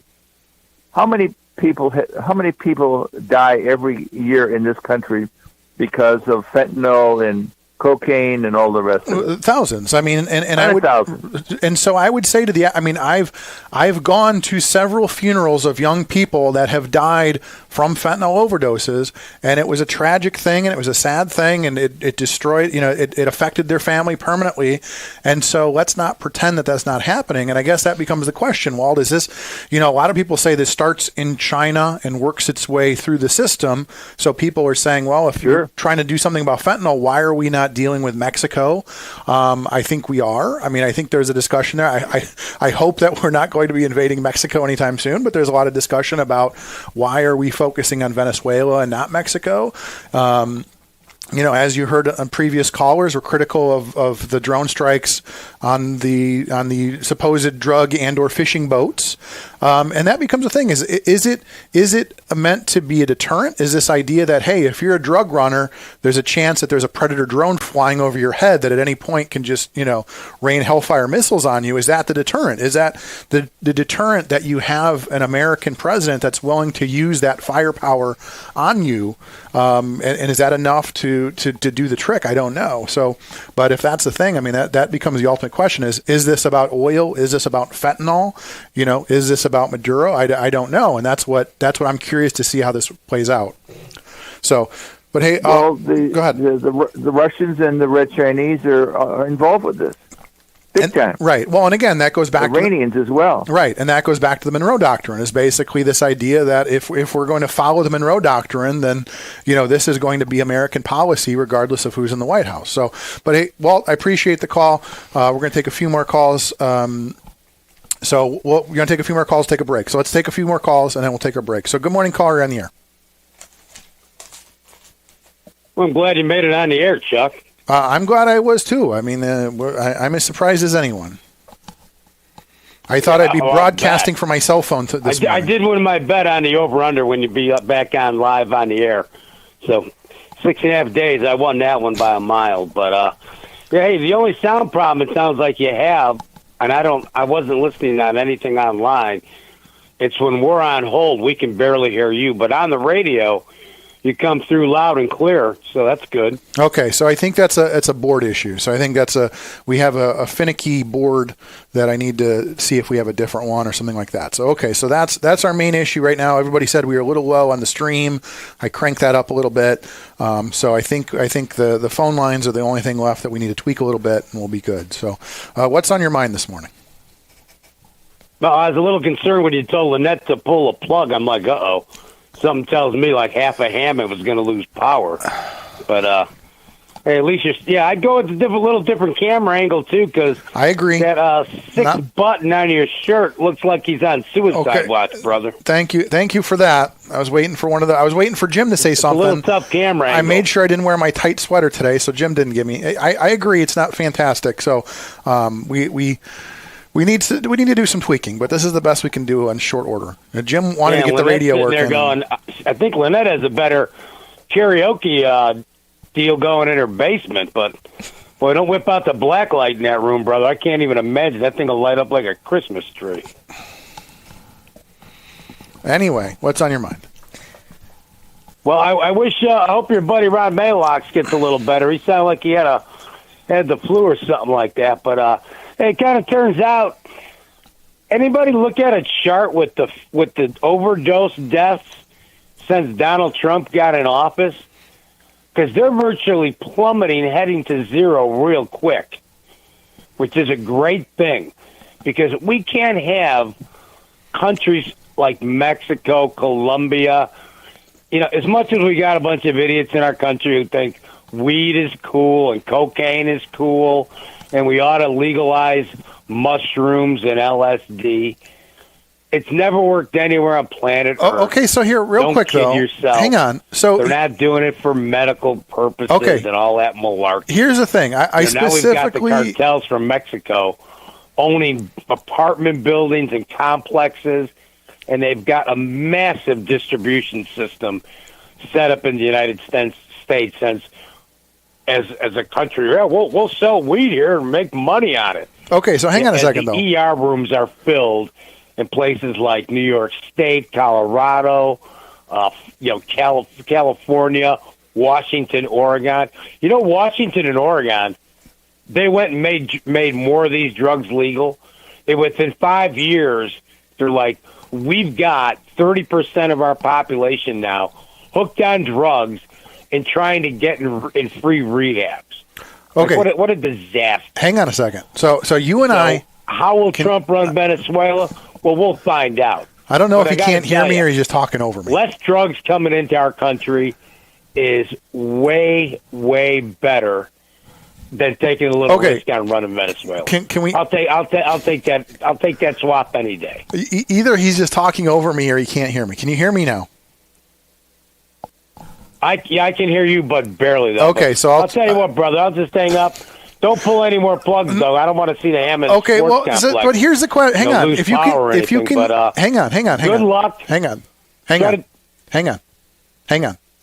You and I specifically remember you and I having this debate a decade plus ago while I was sitting in the studio about legalization in Indiana.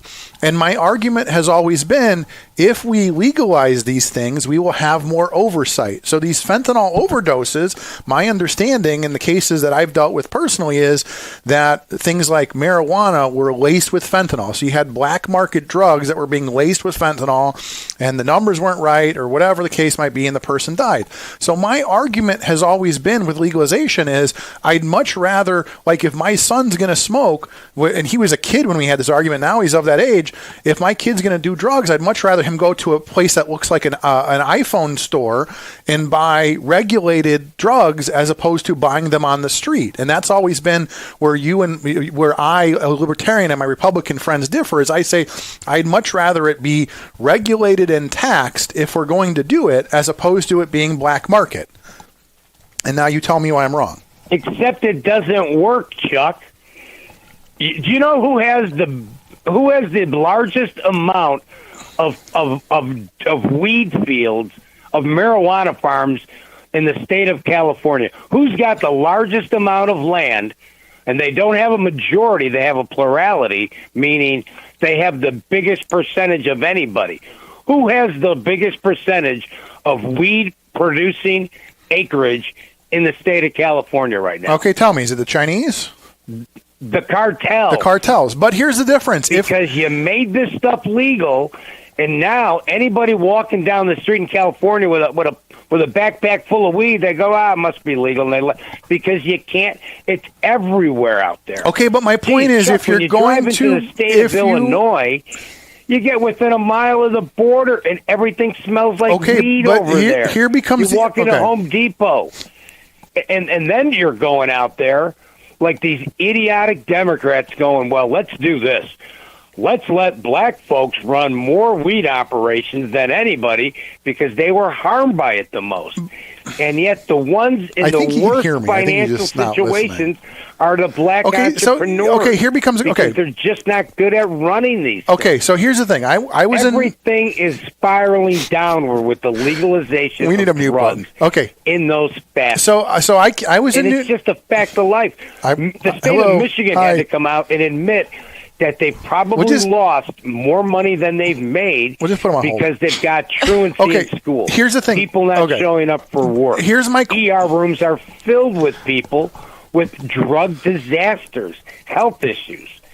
These kids now are getting so addicted to weed, they're going to have to come in and they've got lung issues and respiratory Well, they're issues having that from the. People think, it's just harmless. It's not doing anything wrong. And it's as detrimental as can be. But I'll stop talking because I can't hear you at all. Sure you can. Well, that was fun. Okay. Well, thank you for the call, Mad Max. So apparently, we got to work on that. I'm glad you're doing good in there, Chuck. Well, I was. I just hope you get a little bigger studio because once you get Bob in there, we're not going to have room for guests or donuts, bro. Right. I agree. So, okay. Thank you for the call. I missed you too. Happy New Year, brother. Happy New Year to you. So. But what I was trying to argue with him was, I was in New Jersey. New Jersey's a state where everything's legal. So like every old Pizza Hut's a dispensary now. And the point is, if your issue is fentanyl, you're not going to have, fentanyl in regulated, legalized weed from these dispensaries. So that becomes a question: is if that's your main concern, and it should be a major concern of ours, are the stuff that's coming in through those dispensaries is regulated? You're not going to have those issues, and that becomes the fundamental argument about legalization or not. So why don't we take a break? We'll come back. I don't even know what we're doing today. Do you know what we're doing today? We're just doing radio until we're done doing radio? I guess. Okay, let's take a break. We'll be back with more of your calls here on WJOB, the voice and face of the region. Do you like to work with your hands, creating something from nothing? Then think about Laborers Local 41. You'll get 432 hours of apprenticeship training, all while earning a wage with benefits and incurring no student debt. You'll travel to different job sites, learn tons of skills, and in a lot of cases, be the first one on and the last one off a job site. It all starts at laborers41.com. Teen parents face overwhelming challenges, but with the right support, they can build bright futures for themselves and their children. Mental Health America's ETAP program provides education, mentorship, and resources to help young parents graduate. Right now, your donation goes twice as far. Thanks to a generous match, every dollar given up to $30,000 is doubled, but only until March 31st. Scan the QR code, visit mhanwi.org, or mail your check to ETAP Match today. Before Notre Dame Federal Credit Union, we were being charged various maintenance fees and various check writing fees for all of our accounts. And with Notre Dame, we don't have that. We have that true community partnership. We get interest based on all of our parish and school accounts, and the interest rate is really second to none.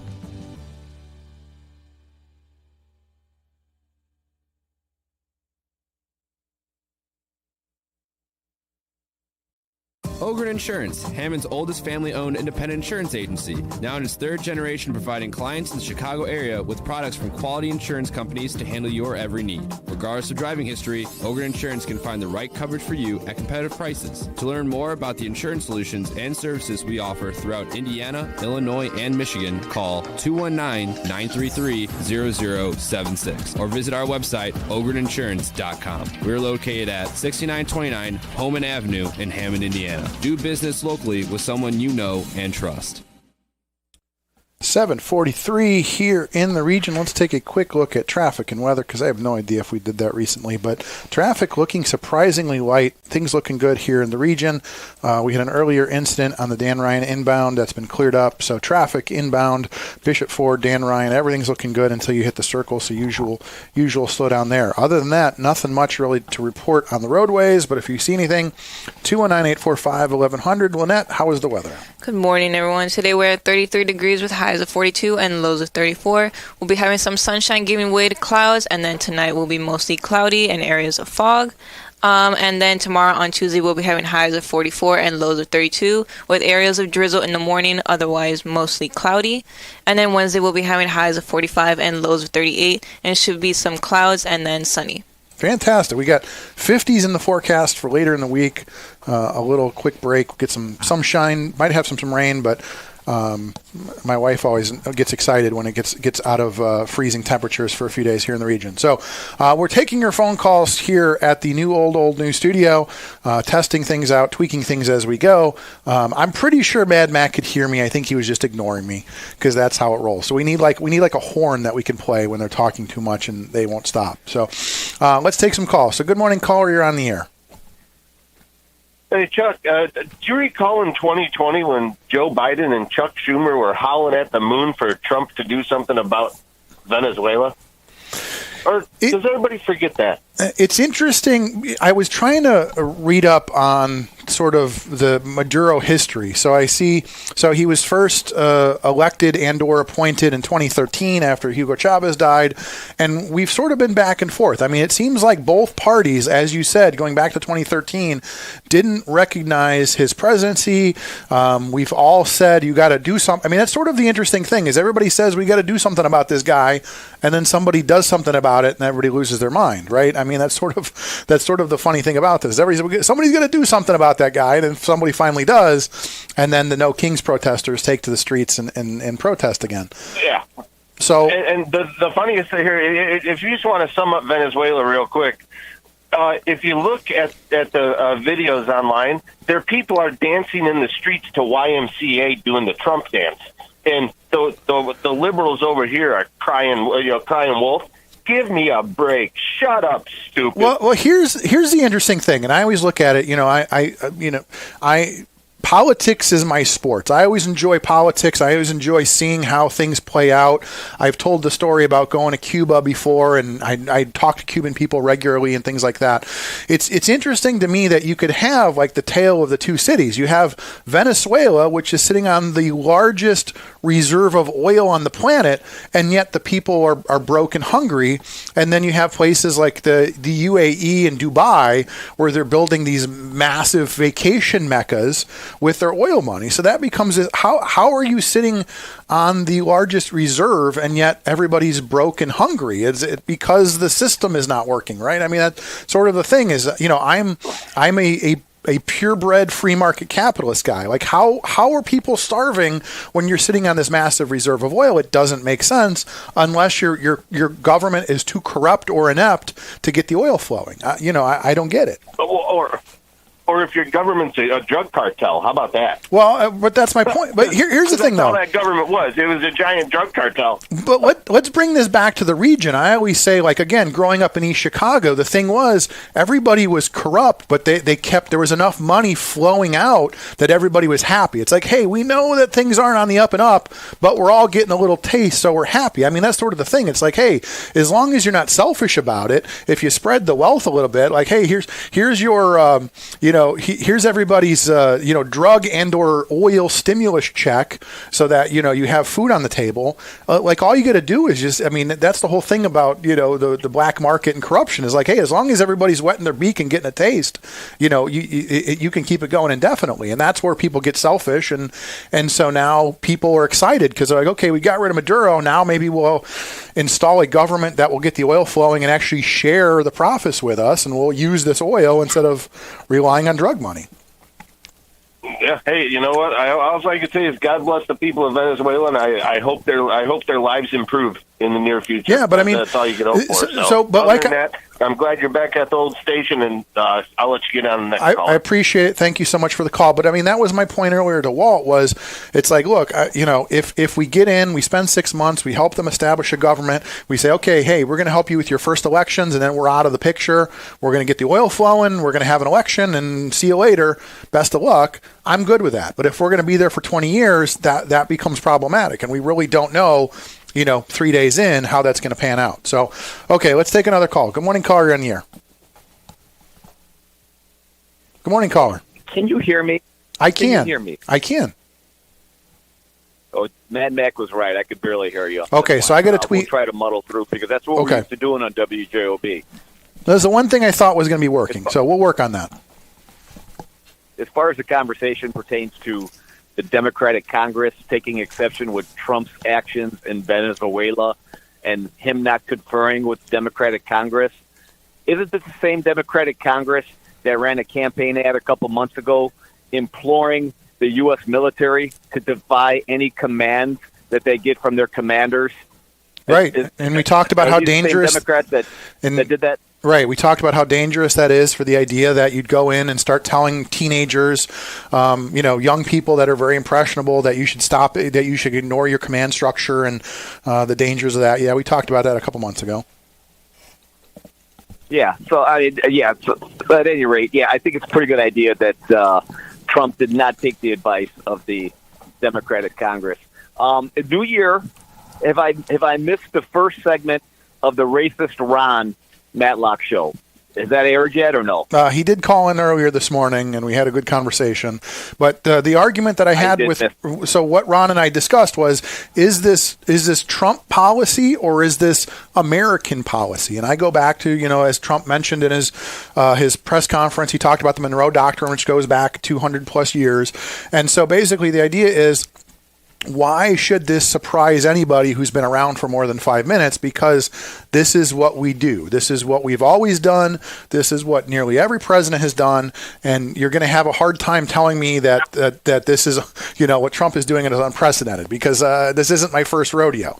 So to tell me you're shocked and appalled, this is pretty much what we do, kids. Well, let's bring it on home. But let's bring it close to home. For all these Democrats that live in your little enclaves in Miller Beach and Munster, Briar Ridge, whatever else, that think Trump is bad. I did a job in relative close proximity to one of the Griffith fire stations a couple of weeks ago. I'm outside of the fire station, and there's what seemed to be what it was actual vending machine, which I thought was interesting outside of a fire station. I walk up to see what the content of the vending machine was. It was full of Narcan. It was an Narcan machine, right? So. Yeah, they got the Narcan vending machine outside one of the Griffith fire departments. And the fireman came out, and I asked him, I'm like, how frequently is this thing used? He's like, we can't keep this thing full. There are so many overdoses in the area that we're constantly filling this thing up. I don't think people realize how bad the issue is here locally. We do have an issue, and I applaud Trump for taking the action that he did. Right. No, I appreciate that. And like I said, I've been to I've been to too many funerals of young people younger than me that overdosed and, died from fentanyl overdoses and things like that. And that becomes a question: is this about oil? Is this about fentanyl? Is that the plan? And I would hope that we look at this. And somebody said there's tens of thousands of fentanyl deaths in this country each year. We've seen it over and over again. And is that the goal? If so, then, kudos for trying to stop it. But is this a power play about the largest oil reserve on the planet? I don't know. But, okay. Thank you for the call. Appreciate it. Let's take another call. We getting through calls? Or are we getting them all lined up? I can't see from here. We have one left. One more call, and then you and I are going to talk for a while. Okay. Good morning, caller. You're on the air.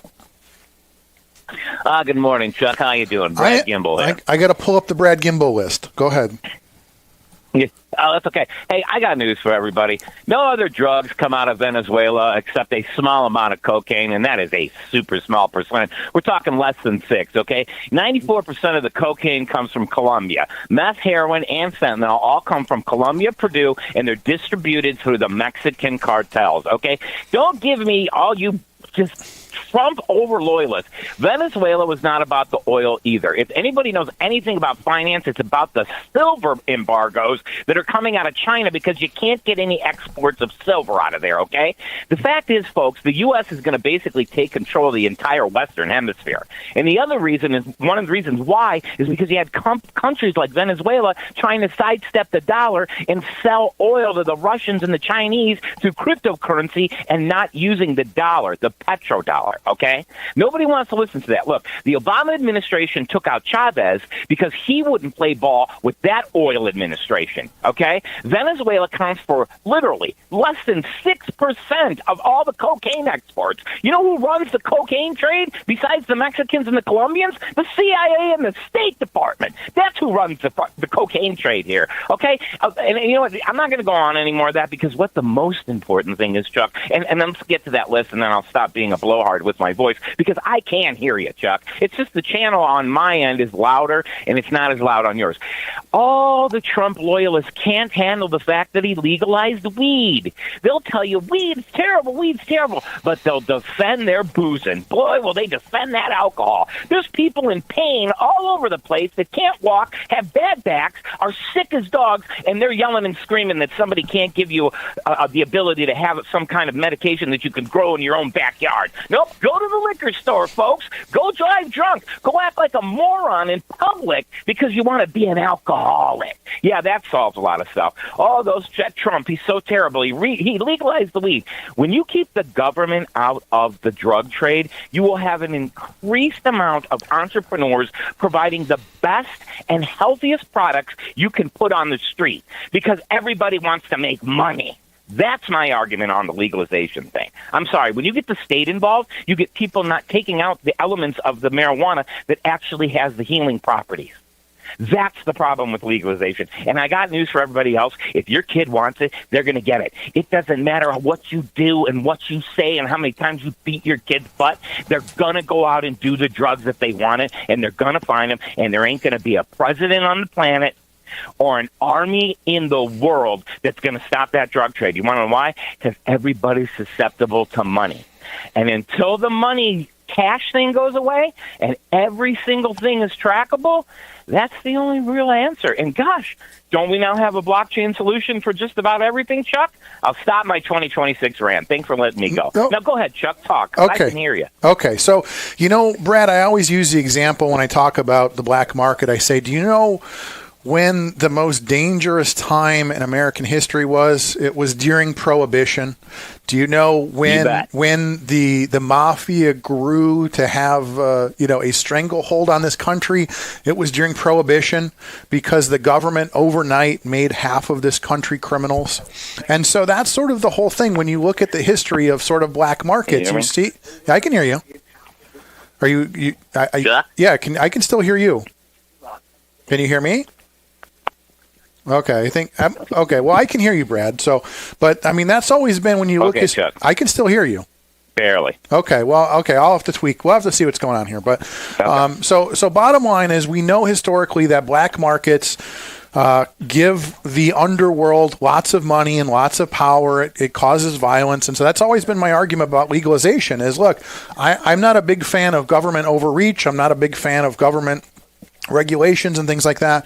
But in the case that you get one of two choices. Either you have a black market or you have your kids going to, I think we dropped something. It says we lost connection. We lost connection. Okay, maybe that's the internet then acting up. But okay, so I mean, but that's the whole argument, is that you basically have your options are government regulated or black market. I mean, and the same thing happened when you had alcohol prohibition. You had people getting blinded and things like that. You had unregulated alcohol and untaxed and et cetera, et cetera. So, why don't we take a break and check on the phone system and make sure everything's working? Let's take a break. Let's reset. We'll take some calls in a few minutes. So we'll be back with more, what is it called? The Winter of Chuck's Discontent here on WJOB, the voice and face of the region. IBEW Local 697 electrical contractors bring the highest standard of electrical work to Lake County homes, schools, and businesses. From everyday fixes to once-in-a-lifetime builds, we don't just get the job done, we get it done right and up to the highest safety standards. When you need electrical work, hire the professionals who power Indiana. Powering Indiana, Lake County, bringing excellence to the job, creating a brighter future for our community. Introducing Powers Health, a health system with a new name and a strong legacy of caring for families in our community. One with a tradition of advanced specialized services and a vision for the future. One with a commitment to medical excellence and compassionate care. Everything we do, everything we believe, Powers Health.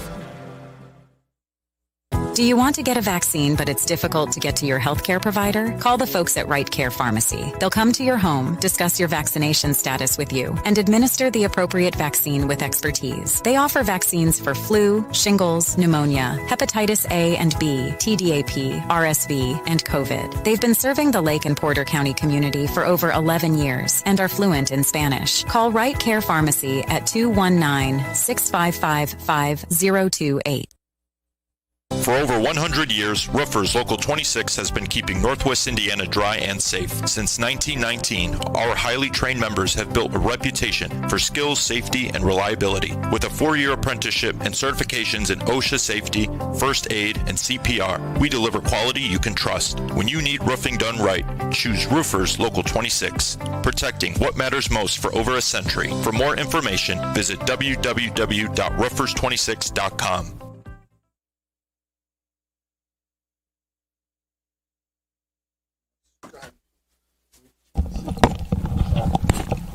Okay, there we go. So let's see if that worked.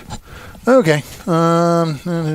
Okay, looks like it maybe worked. Okay. Okay, it's 8 o'clock here in the region. You're listening to AM 1230, 104.7 FM in beautiful Hammond, Indiana. We're tweaking some things. We're going to take a call. So let's go ahead and take that call. Good morning, caller. You're calling back. Good morning, caller. You're on the air. Can you hear us? Is it working? So did I mute that? You did. Okay, go unmute that, and then now can we hear you? Caller, good morning. It says he's there, though, right? So it says that there's a caller there, but he can't hear us. Oh, and it dropped. Okay, so there we go. So keep an eye on that. Let's see what's going on there. So the phone system still has a few tweaks.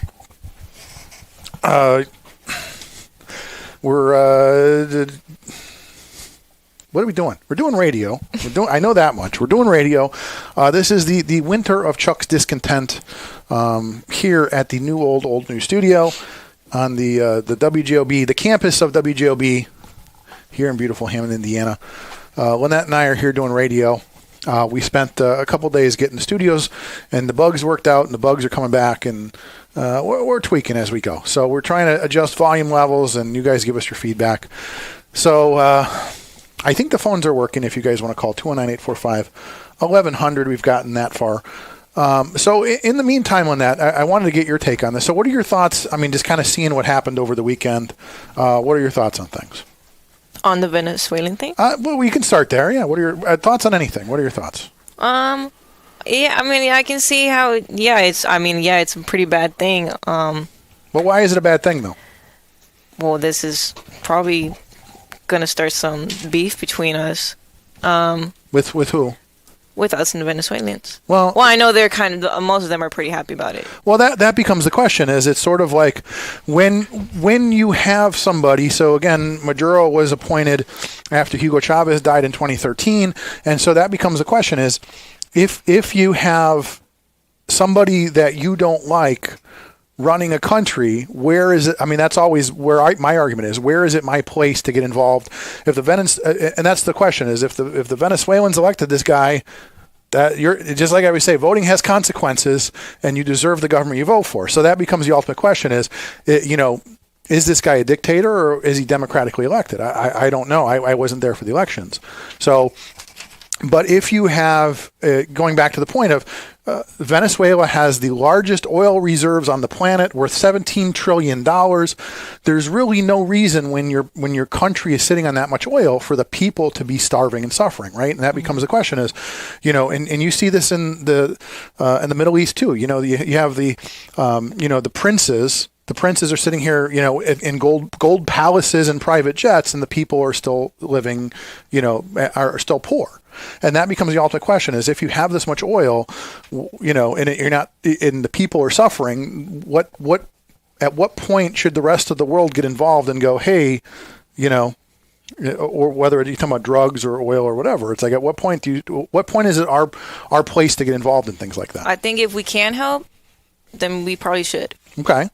Well, and that becomes the question: is what does helping look like? Does helping mean, having sanctions, going in there and going, hey, you guys should, that's sort of the question is if you have a dictator, and again, that's up for debate. If you have a dictator running a country, what are your solutions? You can't just sit down and go, hey, stop being a dictator. You know what I mean? Like, what do you do? I always say I don't know if you've ever seen like a B-2 bomber, like at an air show, so just fly the B-2 bomber over. Like, hey, this is what we can do. Just like, look outside. There's a B-2 bomber flying around your house.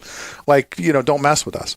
But, that becomes a question is, so going back to the Monroe Doctrine, my point is that we've had this doctrine that's been in place since President Monroe that basically says we don't allow other foreign powers to have any sort of control in the Western Hemisphere. So that goes back to like the Cuban Missile Crisis was the Russians trying to bring missiles, put a missile defense system in Cuba, and that became a whole big thing. We're on the verge of war over that with the Russians. So that becomes the argument is we have this doctrine that goes back 200 years that says we will not allow Chinese, Russians, whoever to come into the Western Hemisphere and basically set up shop.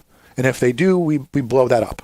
That's been our policy, whether you like it or not. And that becomes the question is, everybody's mad at Trump for doing what is America. It's kind of like, hey, you're mad at the guy who's in charge now for doing what we've done for 200 years, right? I mean, that becomes the question is, do you have an issue with the guy or do you have an issue with the policy?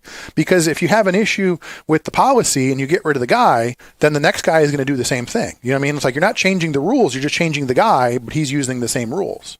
So that becomes the question is if we're saying, no, we shouldn't just be blowing people up and sending in Delta Force, then that's a different discussion than I don't like Trump, right? I mean, that becomes the issue. And so my point was going back all of these decades, every president, regardless of Democrat or Republican, has basically done the same thing. We did the same thing with Gaddafi. That's what we do. And that's why I'm saying like over the weekend, this shouldn't surprise anybody because this is what we do. This is what we do. We go in and we take people like that out, and that's what we do. So it's like you're mad at Trump for doing what we've always done. So thoughts? Am I right or wrong? You're right. Okay. No, tell me if I'm wrong, say so. I mean, that's the whole point is that like at the end of the day, your generation has to decide moving forward in this country is like, we've spent, like I said, like Walt and I were talking about Iraq, this idea that we went into Iraq and 7 days later, President Bush was standing on an aircraft carrier with a giant banner that said mission accomplished. And then we were there for 20 more years. People were, friends of mine were hit by IEDs and it was a whole huge mess. So this idea that you're like, oh, in and out in 3 days, done. It's like it never happens that way.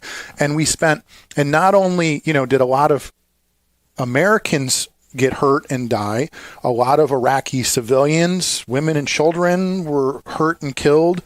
And then we spent billions of dollars. You can go back to all the things with, President Cheney and all this stuff. So we spent billions of dollars rebuilding a country. And then as soon as we left, it all fell apart, like within a week.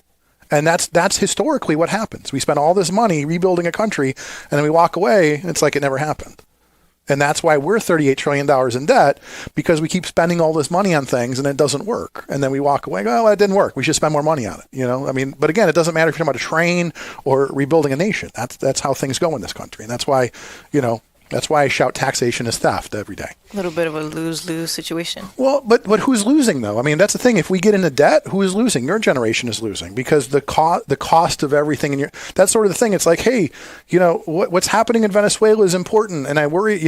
We're good for the Venezuelans if they finally get democratic. But at the end of the day, I still need to be able to afford to live, right? I mean, that sort of becomes the argument that the average American is saying is like, hey, that's great that Iran this and Venezuela that, but I can't afford to live. So, I mean, and that, is that selfish or is that self-preservation? You have an entire generation that's basically broke. Well, you're looking at the text line. Are they the texters? I'm reading the comments. Go ahead. What are they saying? Am I wrong? I think, is your wife Amy? Oh, is she in the comment section? He said that becomes a question no less than 47 times. Thank you, Amy. You know the number. Well, that becomes a question. That becomes a question. That's it. I mean, so phone lines are open, we think. 219-845-1100. Is it working? I think someone's in there. Yeah. Okay, well, so remember, we're hosts, so if that's working. Okay, well, go ahead. Let's see if the phones are working again. So let's take some callers. Good morning, caller. You're on the air. Is it working? Are we unmuted? Is it this one instead? No, it's two. So you should be able to hear. So let's see.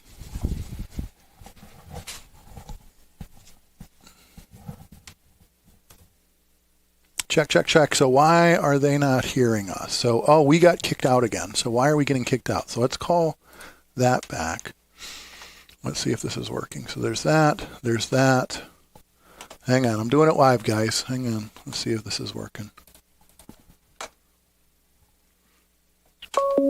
There we go. That's us. Okay. Call from. Yeah, that's us. To accept, press 1. There you go. Thank you. Did that work? Hello. Okay. Hello, there. It's working. Okay, can you hear me now? Yes, this is Walt calling. Hey, Walt. Okay, now we can hear each other. Okay, so you're calling back. So what did I get wrong? What did I get right? Well, the conversation has drifted to talk about pot, drugs, and so forth. Here's an item out of the current issue of the Week magazine. Are you familiar with the Week magazine? The Week, I am not. Okay, well, it's a goodie. It's almost always featured by the libraries. But in any case, here's the item: edibles, which appear to be as bad for the heart as smoking pot. An analysis of data from 200 million people across 24 studies found that regular use of marijuana in either form, either edibles or pot, doubles your risk of dying from heart disease. It also found that stoners have a 29% higher risk of heart attack and a 20% higher risk of stroke than those who abstain. Now, I'm going to offer a personal anecdote. 20 years ago, I was in my mid-60s, and my general practitioner noted that I had a regular heartbeat. So she sent me to a heart specialist kind of thing. To make a long story short, I ended up diagnosed with atrial fibrillation. Well, I'm sitting in the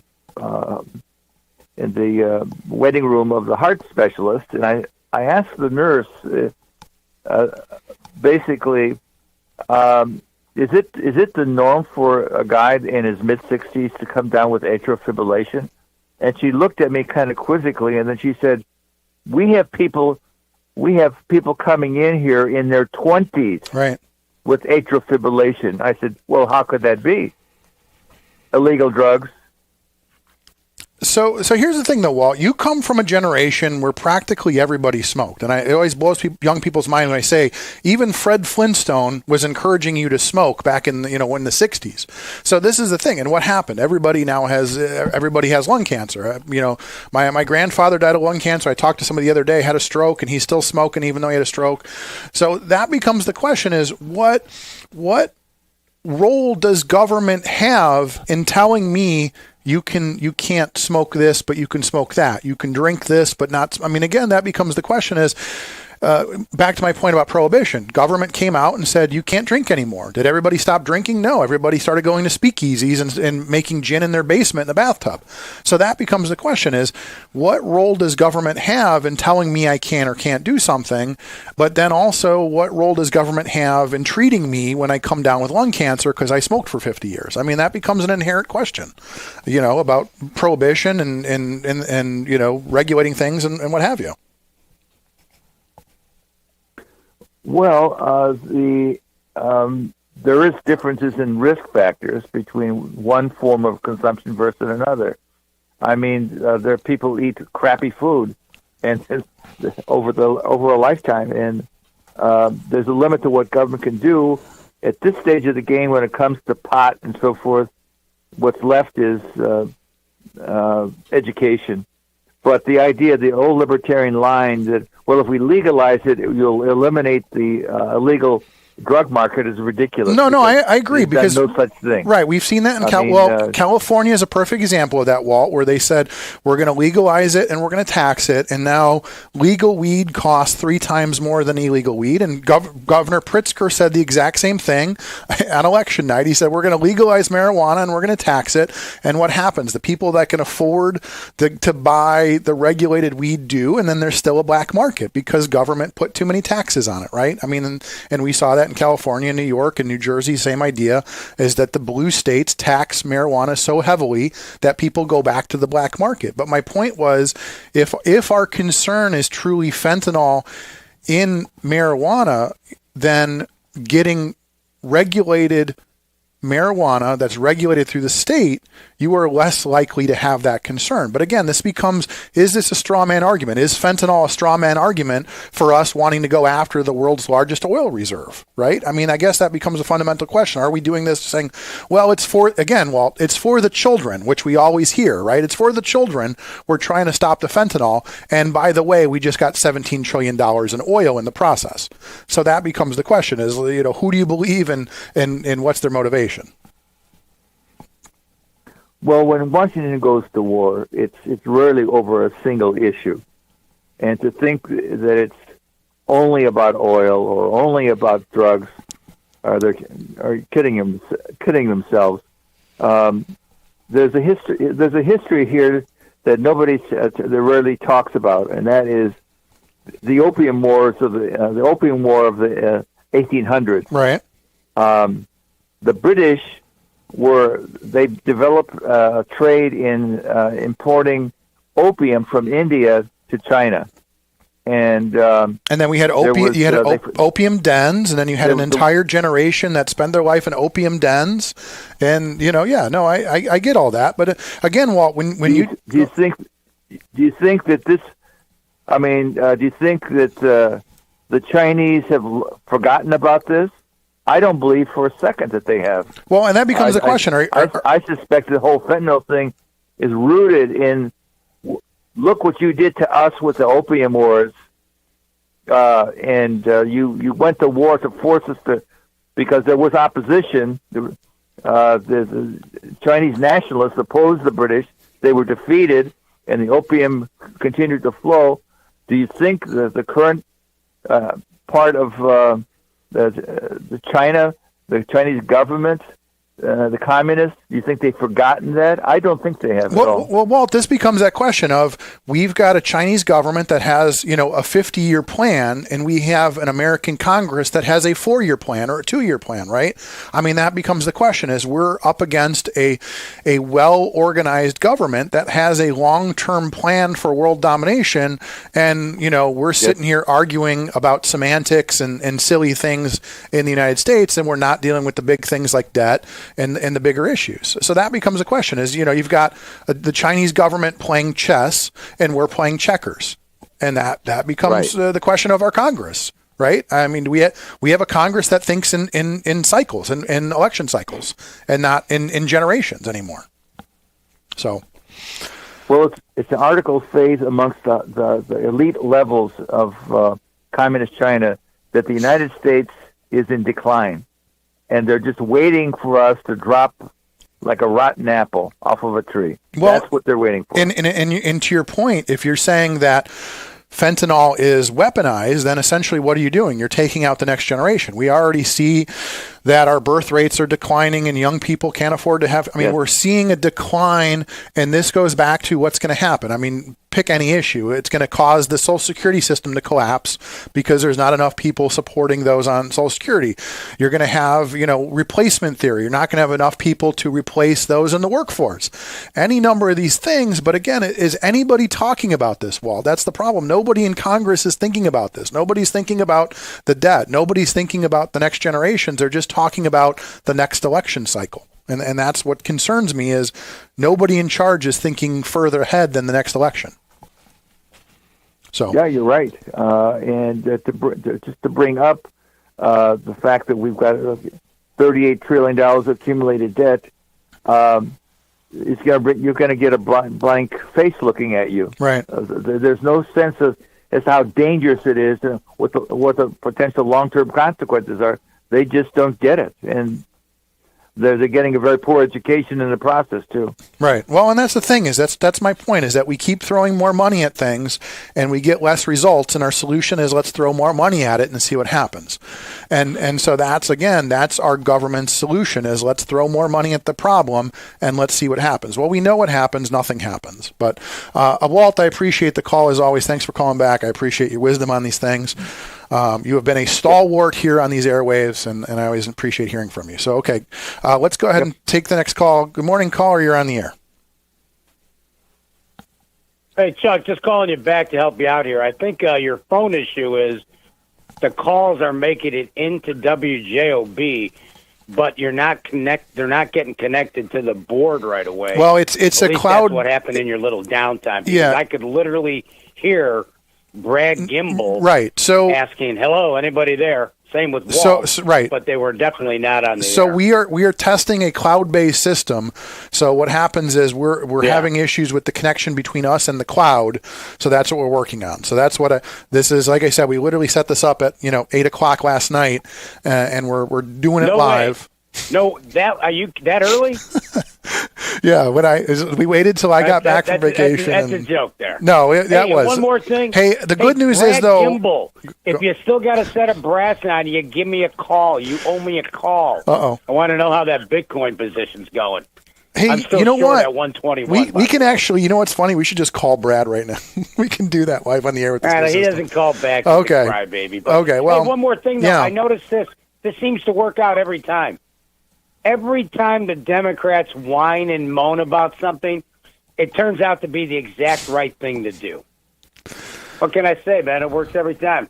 Okay. Later, Chuck. Appreciate the call. So we have more calls. I can't And your see. volume's up, by the way. The volume's up. Yeah, I'm shouting now because I'm all worked up. I have my cup of coffee now. I'm shouting. So let's go ahead and take the next call. Yeah. Well, thank you for that. Okay, it's fine. Good morning, caller. You're on the air. Hello? Well, we see. I could have put you on the air. The new system lets me. We should just call here. Let me call Mad Mac back. Let me see if this works. Hang on. I'll try this. Hang on. Let's see if this works. Which one is he? Hang on. Let's see if this works. This will be fun. We're going to three-way with Mad Mac. Ooh, getting kind of hot and heavy here in the Let's see morning. if this works. Committee to re-elect Donald Trump. Take your donation, please. Okay, just remember you're live on the air. Go ahead. Let's see if this works. Go ahead. You guys fight it out. I'll take Brad, notes. if you can reach down and you got still even the tiniest set of brass, call me after this little experiment here. Good job, Chuck. What happened? Did you lose my number? Dude, are you kidding You got all me? upset about the Charlie Kirk thing because I was calling out that Charlie Kirk stuff? Is that what happened? What happened? Oh, my Bitcoin position? I'm still up, man. I've been in it since 2012, 2013. I'll never be down. Are you kidding? And here's the other thing. Hey, real quick, you guys. You know what the DEA, the CDC, and a ton of health experts have said? There has never been any evidence of widespread intentional lacing of marijuana with fentanyl. I mean, if anyone was mixing fentanyl and smoking weed, by the time they passed the joint to the next person, that guy would be dead. Okay? So you guys, pay attention to the drugs. Has anybody got anything to retort about that? Well, Yeah, what do you think? These fentanyl deaths are fake? Well, that's what I'm asking, though, because I mean, I'm not saying they're I fake mean, like the moon landing and all that. I'm not saying that they're fake like the moon landing and stuff. Nobody wants to touch that one with a 10-foot pole. But I'm not saying that anybody's lacing weed. There wouldn't be a weed trade. No one would smoke weed. And it's like everybody and their brother. Did anybody at Christmas? I couldn't get away from it. People literally had weed desserts at Christmas for everybody. Man, where are you going to Christmas? Brad, one simple question. Do you know, Bradley, do you know anybody, or does anybody out there on planet Earth know a single person who said, wow, I'd like to try a little drug? Yeah, I'll start out with fentanyl, heroin, and cocaine. No, they start out with marijuana. And it goes They actually downhill start out with alcohol. from there. They start out with We alcohol. start out with They don't take caffeine, to be sugar fair, addiction sugar and to caffeine, and then alcohol. we work our way up. They'll defend it till the day they die. They Good start Lord. with booze. No one wants to ever say it starts with booze. I've never seen a cocaine addict take one drink and not do cocaine later. It all starts with the booze. As soon as they get the booze in them, they're like, "Hey, you guys want to go get some? You guys want to go get some real drugs?" They don't say weed because weed's not even a real drug. They'll say, "Let's go get some real drugs. Let's hop over the border there, right over off of Conky and all that. Say, get them over there." That's what happens. At least that's what happened for the last 25, 30 years with anybody that graduates from the high schools around here that I knew. But I don't know. Nobody ever wants to touch that. No, I don't hang out with anybody. My health doesn't allow me to be that way, unfortunately. You got to pick up a better crowd of people to hang out with, Bradley. Call me back. Good luck, Chuck. I'm hanging up. Okay, bro. go ahead. You can hang up on both of those now. Hey, Go I ahead. want to say, Chuck, has anyone talked about the Minnesota fraud yet? This is worldwide. This isn't going to just be in California and all the blue states. This is going worldwide. Well, this becomes that fundamental question, Brad, is this idea that do we really think it's isolated to any one thing? And I mean, and I use the example all the time. At any point, you can go on the PPP website or whatever, and you can search by your zip code and see how many people in your neighborhood claim that their entire family were independent hairdressers and got 6 figures of COVID money. So, I mean, that's the thing is that my fundamental argument has always been you can't have, so I mean, even the idea of borders, you can't have both an open borders and a welfare system. You get one or the other. If you have open borders and no welfare system, people go, well, is it worth going there because I got to work to earn a living? So that becomes a fundamental question is any time that there is a government program, there is inherently going to be people that are going to take advantage of it. And that becomes a question. I mean, and again, whether you agree with what Elon was doing or not, he was exposing this dark underbelly of Washington that basically says anybody with the right PIN code can send in an invoice and get it paid, and nobody's going to question it. I mean, and we've known that for decades. I was thinking about, Brad, the other day. Do you remember that guy that used to sell that book? The guy who wore the coat with all the question marks on it, and he used to sell that book about how Lesko? Who was his name? Andrew Lesko or something? Something like that. And he literally, his entire book was how to become a government contractor. And his whole argument was you don't even have to sell anything. You can basically just buy stuff from somebody, turn around and sell it to the government at a 50% markup, and they're going to pay you for it. I mean, that was his entire shtick was, hey, here are all of the organizations that you can be a government contractor for and sell them stuff, and they'll pay you $10 a bolt or something like that, right? So this is nothing, and that goes back 30 years. This is nothing new. And the only difference is Elon exposed it and said, hey, by the way, here's how that system works. And everybody's, how dare you expose that system? But that's how it's always been, right? And that's that dirty little secret of everybody in Washington. They don't care whether there's a D or an R after your name. Everybody's got their snout in the trough. This is going to, oh, go ahead. No, that's good. I was taking a breath. Your turn. You deserve that break, Chuck. Thank you. I do believe history has gone down here, right? This is the first time we had a conference call where we brought 2 callers together. Don't tell anybody. We can actually put like 5. We can put 5 people on at once and just walk. I said I'm just going to put like 3 callers on the air and then just go have a bagel. Come back. Yeah, exactly. I think that this fraud is going to be worldwide. I'm going to call it now. There's a lot of rumor that you got some problems in California with all the fire aid. Something like $800 million may be missing. And I just can't wait to whatever goes down in Illinois. Did I hear this right? Trump said no tax on tips, but Pritzker said no, we're going to tax. So a handful of states have said that we are not going to go along with, and of course it's you already know the states. It's like California, New York, Illinois. Basically, if you are, and again, I do work in Illinois. Illinois is going to punish you because Orange Man bad. So and what will end up happening is you will have to, the federal government will tell you, however the tax on tips things work, and Illinois will go, never mind, waitress, you are paying us your taxes. So, and again, just what's that going to do for the average person? It's going to make their taxes way more complicated, and they're going to have to pay H&R Block an extra $100 to sort out their tax situation, because now you're paying a different amount to the state than you're paying to the feds, or you're claiming, your wages are different between the two and not just, 1040 easy forms anymore. So again, is this, and Pritzker came out and said something like, oh, well, we can't afford it. We'd lose, hundreds of millions of dollars if we did that. So, but admit that you're taking money from, waitresses and whoever. You're saying, well, we need your tip money to keep our budget balanced, right? So, it's insanity. Yeah. It's literally insane. But again, to be okay with it. Go ahead. No, I say, but that's what the people need to look at. Is like, should I have I mean, look at what's happening right now in Chicago. I don't know if you guys are following this whole thing about the budgets and they're basically raised the Department of Ed has raised the maximum tax that they could every year for decades, and Mayor Brandon is fighting with the council, and this whole thing about there are places like in Inglewood and a lot of low-income neighborhoods, their property taxes are going to literally double, if not go up 120%, because they are out of things to tax. They're going to have, I mean, this is the Never thing gonna is be that able to afford it. when you have a government, that's how they price people out of neighborhoods. Right. Yep, that's how they're pricing everyone out. It's just the saddest situation, and everyone has Stockholm syndrome over there. I feel really sorry. I start actually getting nervous for some of the people that I know in those neighborhoods like Lawndale, and a little bit closer there in like Little Village. They can't afford that, and I don't hear anyone screaming about it enough.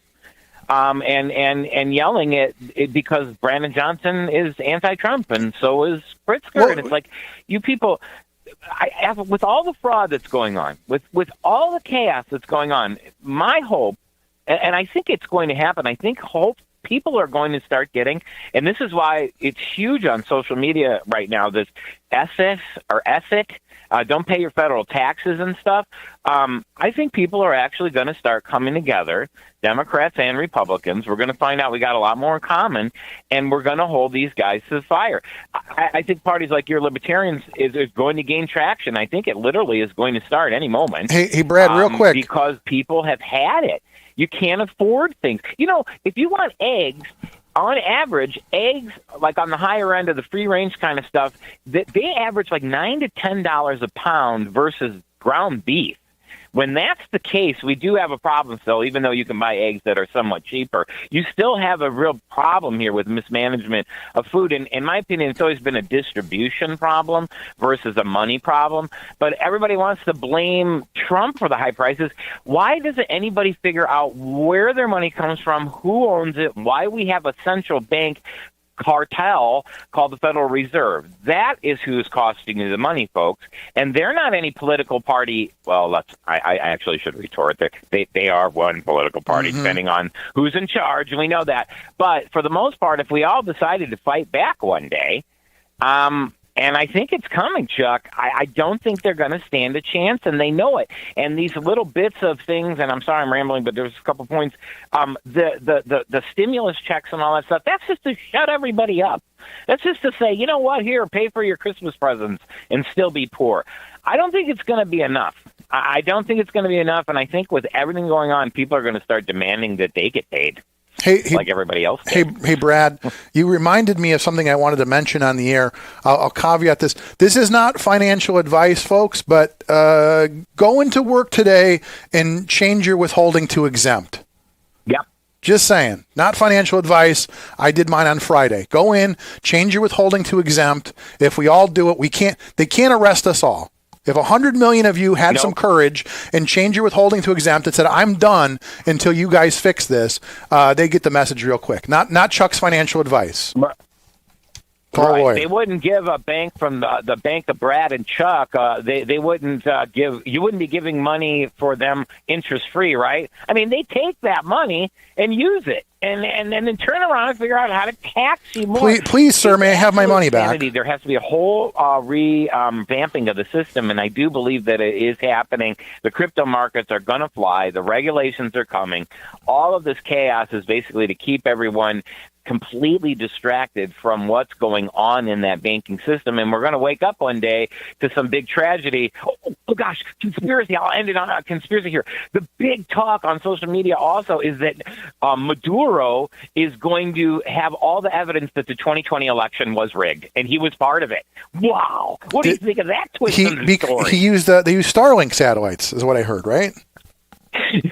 The Russians and Starlink and Elon. He's going to say that Biden stole the election. If I heard you right, Biden stole the election, and Maduro was part of it. And I think that's the rumor on the street. Now, that would be one heck of a addition to this story that we're all living That'd through. be the plot twist that we all deserve. I'm losing the Chuck. Okay. It seems like Google is letting us down. Yeah. It doesn't seem like anything else letting us down. But I will let you go, and I'll call back with a double mulligan if I can hear you. But it does seem that your voice is fading just a little bit. Okay, we're going to have to work on that. We're going to have to figure out what's going on there. So, okay, thank you for the call. Let's take a break, and we'll do one more segment. So we'll be back with more after this on WJOB, the voice and face of the region. Becoming a truck driver doesn't have to be complicated. At Schneider, we make it easy to get your commercial driver's license and start your new career. With our CDL apprenticeship training, you'll get paid to become a truck driver in just 5 to 6 weeks and have a Schneider driving job waiting for you when you've completed the program. Plus, during training, Schneider will provide transportation, lodging, and meals at no cost to you. Ready to get your career on the road? Learn more and apply today at schneiderjobs.com. That's schneiderjobs.com. When life takes you places and you can't get to the store, shop online with Strack and Van Til to go. Our to-go service is easy to use and it can save you time and money. Once your order is in, our own Strack and Van Til team preps your order with care. For delivery or pickup, enjoy the convenience of letting our to-go team shop for you. Enjoy your special moments. Sign up online today at shop.strackandvantil.com. Tech Credit Union supports the essential role of union labor in building strong communities. That's why we offer hassle-free banking, financial empowerment, and a commitment to your success. Save for the future, handle life's challenges, and trust a partner that stands by hardworking union members. Tech Credit Union, the better option for you and your money. Visit techcu.org or call 800-276-8324. Tech Credit Union, supporting union families every step of the way.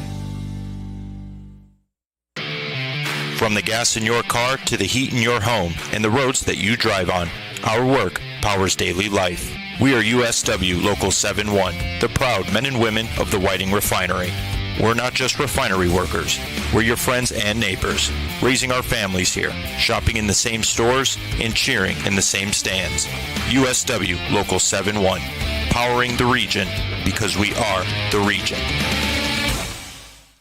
8:35 here in the new old new studios of WJOB. Chuck Pullen here on a Monday morning. Bob is out. He'll be back next week.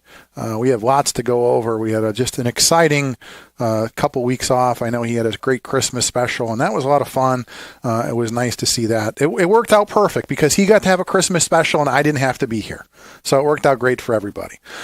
So we are doing probably, I don't even know what we're just going to go for maybe another segment, Lynette. I mean, is there anything going on at 9?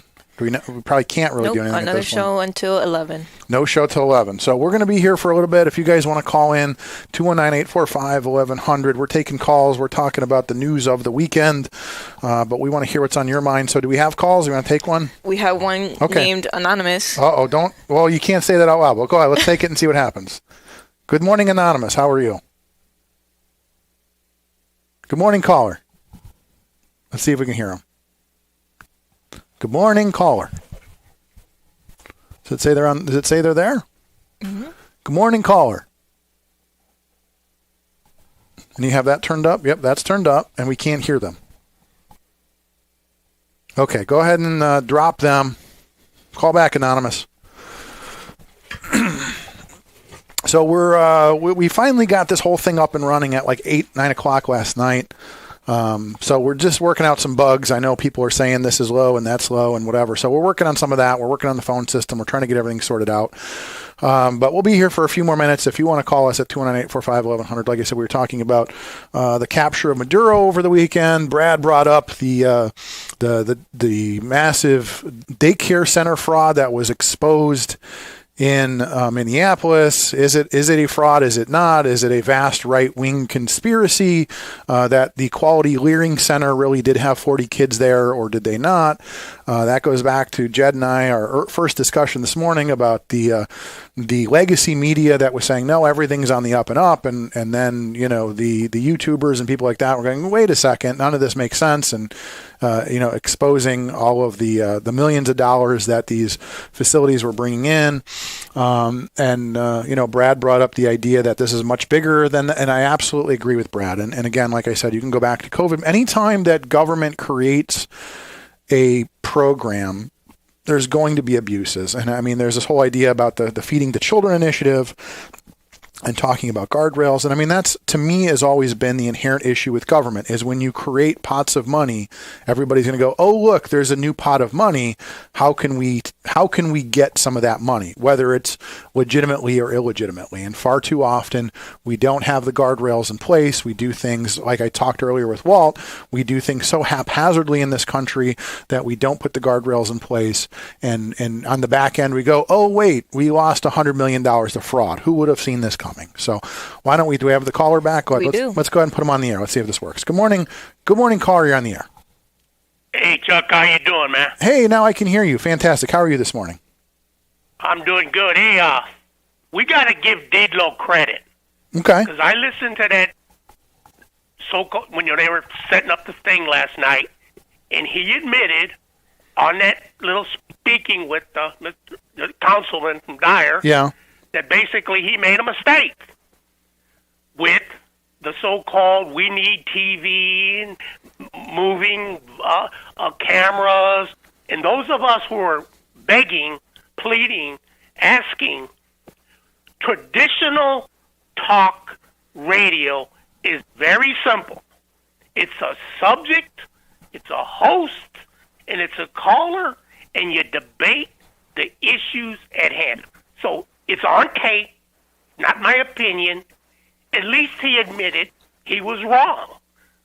Do you concur? So here's the only pushback I would give you on this is that if you want to move, one of my concerns from the beginning, okay, think about this. Let me reframe this. Let me bring you back when I first met Jim 15 years ago. And we're still having these discussions. I said, Jim, here's my concern. We're having discussions now about, so Elon Musk, for instance, he's been fighting to get rid of the AM radio in his vehicles. He says it's very difficult to have AM radio in an electric vehicle. There was congressional hearings about should we have radios in electric vehicles. There's been this big pushback about getting rid of the AM FM radio in a car. And that was a discussion that goes back 10 years. And so I said, Jim, here's the problem. If you put all your eggs in the AM basket, someday you, and I actually work at a radio station, at an FM radio station that I can't even pick up on my own radio and my Ford because it's, because it's so low on the dial. So my point was we need to diversify so that, because young people aren't pulling up their AM transistor radio, right? Lynette's probably never owned an AM radio. She's never had a clock radio. And so my only point was we need to diversify, and so that you have an FM signal, which he has. You need to have a presence on social media, which he has. And we've got, 40 some people watching right now on YouTube. So my only point was we need to diversify, and we need to make sure that we're appealing to the next generation. So, that doesn't mean necessarily have a TV station. That just means don't do AM radio the way we did 100 years ago. Oh, and I 100% concur. And I 100% concur with the young people you have in those studios that say you need YouTube. Totally agree. Okay. They are right. 100% correct. But my point was, when you seem to just emphasize only the visual of it, it's just misleading. I brought this up to one of your talk show hosts earlier. I think it was Coos years ago. I said the idea, because Dino always likes to talk about 100 years of tradition, 100 years of tradition. Okay, I haven't been here 100 years, but I've been talking a lot. And to me, when it's an issue, the discussions, debates, and of the issues are just as good 50 years ago as they are today. Has nothing to do with this great, brilliant talent we have and how everybody's wonderful and the university's wonderful and the Democrats are horrible and the Republicans are horrible, blah, blah, blah. That's all irrelevant. The problem is the discussion of ideas. Like Tom said, he's not the star. He's not the star. The talk show host of that station is not the star. And so many people seem to not understand that. It's the discussion discussion of ideas. We back and forth. Why did it so? You're set. Why are you guys making such a big deal of it?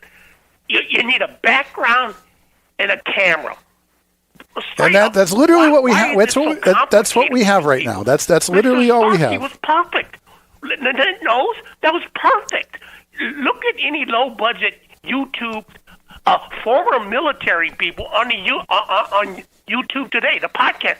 It's a straight on shot of them. It doesn't have to be a roaming camera.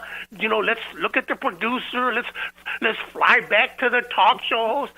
It's not that complicated. Why you people are making it so complicated is beyond me. I agree. So in one of the discussions we had months and months ago, I said we have been neglecting the radio and focusing on the video and the streaming and all. I said we need to go back and we need to stop neglecting radio. We need to make sure. I was tired of people messaging me going, "Why is WJLB off the air again? What's going on?" So we are focusing on radio, the foundation here at the studio, and we're going to build out from there. So that's the goal here, is to make sure radio is great and build from there. Go ahead. There are so many local issues that I just love to talk to a libertarian from your perspective. I'm glad somebody does. Just the level of hypocrisy locally that you just see, even in our local communities. Let me just give you one example. When you think of the most diehard, progressive, pro-Democrat Party community in this area, you probably think of Gary, Indiana, right? One of the most progressive things that the so-called the green people, the people who love the environment, and I love the environment too. Do you realize the city of Gary does not have a recycling program right now? That's interesting. Do you realize another interesting point? The people of the city of Gary are always talking about outsiders. No outsiders. Do you guys realize the mayor of the city of Gary, Indiana, sends his children to the Chesterton public school system? I didn't know that. That's not hypocritical. No. But see, back in the day, anybody who says anything about Gary, and if you didn't live in Gary, you're an outsider. Why are you talking about Gary's business? We only this, we only do that. We need to hire our own. Then you get people in there today. You would think the administration portion of the administration would be like Mayor Tom has in Hammond. They live in Hammond. Would you believe all the administration in the city of Gary, they don't live in Gary? And that's not a complaint. It's a point is, I heard the rhetoric for decades. But then when you get in, that same rhetoric you complained about, now it just goes away. And you're supposed to just shut up. And if you bring it up, people miss the point and say that I'm saying you shouldn't have the best and brightest. That's not my point. My point is you had people complaining about that all the time, and then they just got kicked in the face for just bringing it up. Just bring up a subject locally, and you're the jerk. Like, again, one more.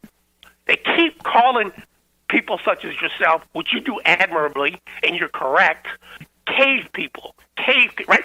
So if you question any project, and I say you, I don't mean you specifically. No, call me specifically. I want to be called out as a project. They call me a naysayer and a keyboard sniper and all that stuff. Virtually everything. Right. But what if I reverse that? There are some people that, as long as it's government spending, they're for everything. Why is it we only criticize the quote-unquote cave people? Well, here's the thing. But we never criticize the people that are for every single position as long as it comes to government spending. But then the same people, when you try to start a business in those communities, they fight you harder than they fight government people spending your dollars. I was watching a meeting of a guy who wanted to expand his business in a community. He wanted to go from not just selling cars and reconditioning cars. He wanted to work on him. They gave this guy such a hard time, and he hasn't even been approved yet. He has an existing business. He's trying to improve his business.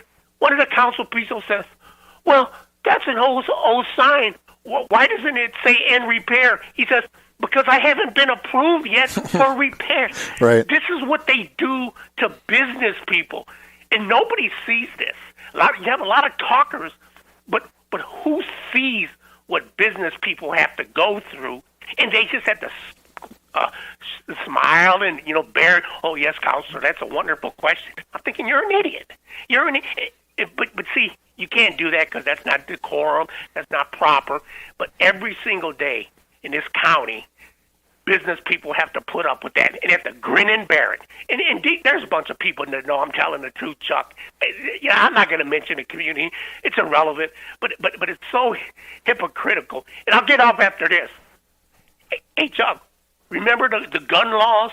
The constitutional Open carry, It's yeah. going to be the Wild Wild West. Oh yeah, I remember the memes. We're not dying, are we? No, I think We're not dying in the street, crime's right? going down, isn't it? I mean, Who talks about it though? right. Who talks about it? Well, and this becomes that boogeyman argument. I was listening to something over the weekend where they were saying, like, look, every boogeyman argument that you said about, we're not going to be able to afford avocados or anything, whatever the argument is, a Doge is going to kill children and all, like, none of those things ever come true, but you always have the boogeyman. But then instead of coming out and going, hey, we got this one wrong, they just move on to the next thing. And that's the problem is that You move on to the next thing? but you spend a bunch of money in the It's process. frustrating because, and then the thing is, even nationally, people will you'll bring up some. Well, what about so and so? I heard you earlier in an excellent comment, but we're not talking about. That's the problem. They're excellent at just moving on when you point out the inconsistencies in their argument. Like you said, it's shocking. It's like I'm shocked that gambling went on in the harbor in the 50s. I'm shocked, Chuck. Right. When I was everybody's dad was down there playing poker, but we're all shocked. I really wasn't there. I was dreaming. Yeah. I wasn't there. No, I didn't see the payoff. No, when I was in Gary and I seen the envelope at the end of the bar, my godfather's place. No, I was just dreaming, Chuck. All the politicians were wonderful. Nobody done anything wrong, and nobody went to jail. There was nothing wrong on the streets. It's just like you hear these things, and it's like, did you grow up here? Seriously, did you grow up here? Or are you just talking? You know what I'm saying? It's like gambling in a harbor? No, gambling, Chuck. Gambling didn't exist here. There was no Vice in Gary. No. There was no call girls in Gary. There was no B girls in Gary. No. There was no underage drinking in the city. No. I didn't see that. No, 16 getting booed. No. That didn't happen, Chuck. The Jackson 5 didn't work 11th and Grant as minors at Mr. Lucky's on 11th and Grant. No, that didn't happen. Nope. Everything was above the law, above board, Chuck. Have a good day. Hey, good luck. But you too. That's my 2 cents. I appreciate the call. So if we don't have any calls, why don't we wrap up? I think we're good. We got through a show. We managed to stay on the air, keep the phones on, keep on the air. Everything seems to be working. So I think we're in a good place here. So I appreciate it. Lynette, what are your thoughts? We've been here for a few hours. Take some getting used to. Yeah, I'm going to have to get used to this new place. So I'll show you around. I mean, there's not much to show, but we'll Are you guys going to stay in this room, or are you going to move to a different room? Matt just got here. Ask Matt. He'll be here. He just got. You ask him. I don't know. Crowded in here with both of us. Well, that's what you should be sitting either over there or over there, so we have more room for more people in here. But that's we'll figure that out. So. Thanks for tuning in to our inaugural broadcast from the new old new studios here on WJOB. I appreciate it. We'll be back. Jim will be back tomorrow with Verley, and the usual cavalcade of hosts will be here throughout the week. We'll see how they feel about the new studios, and I'll be back Monday with Councilman Starkey, and we'll catch up on all the latest news. So thank you for tuning in. Thank you for watching. Thank you for listening. We will see you next week here on WJOB, the voice and face of the region.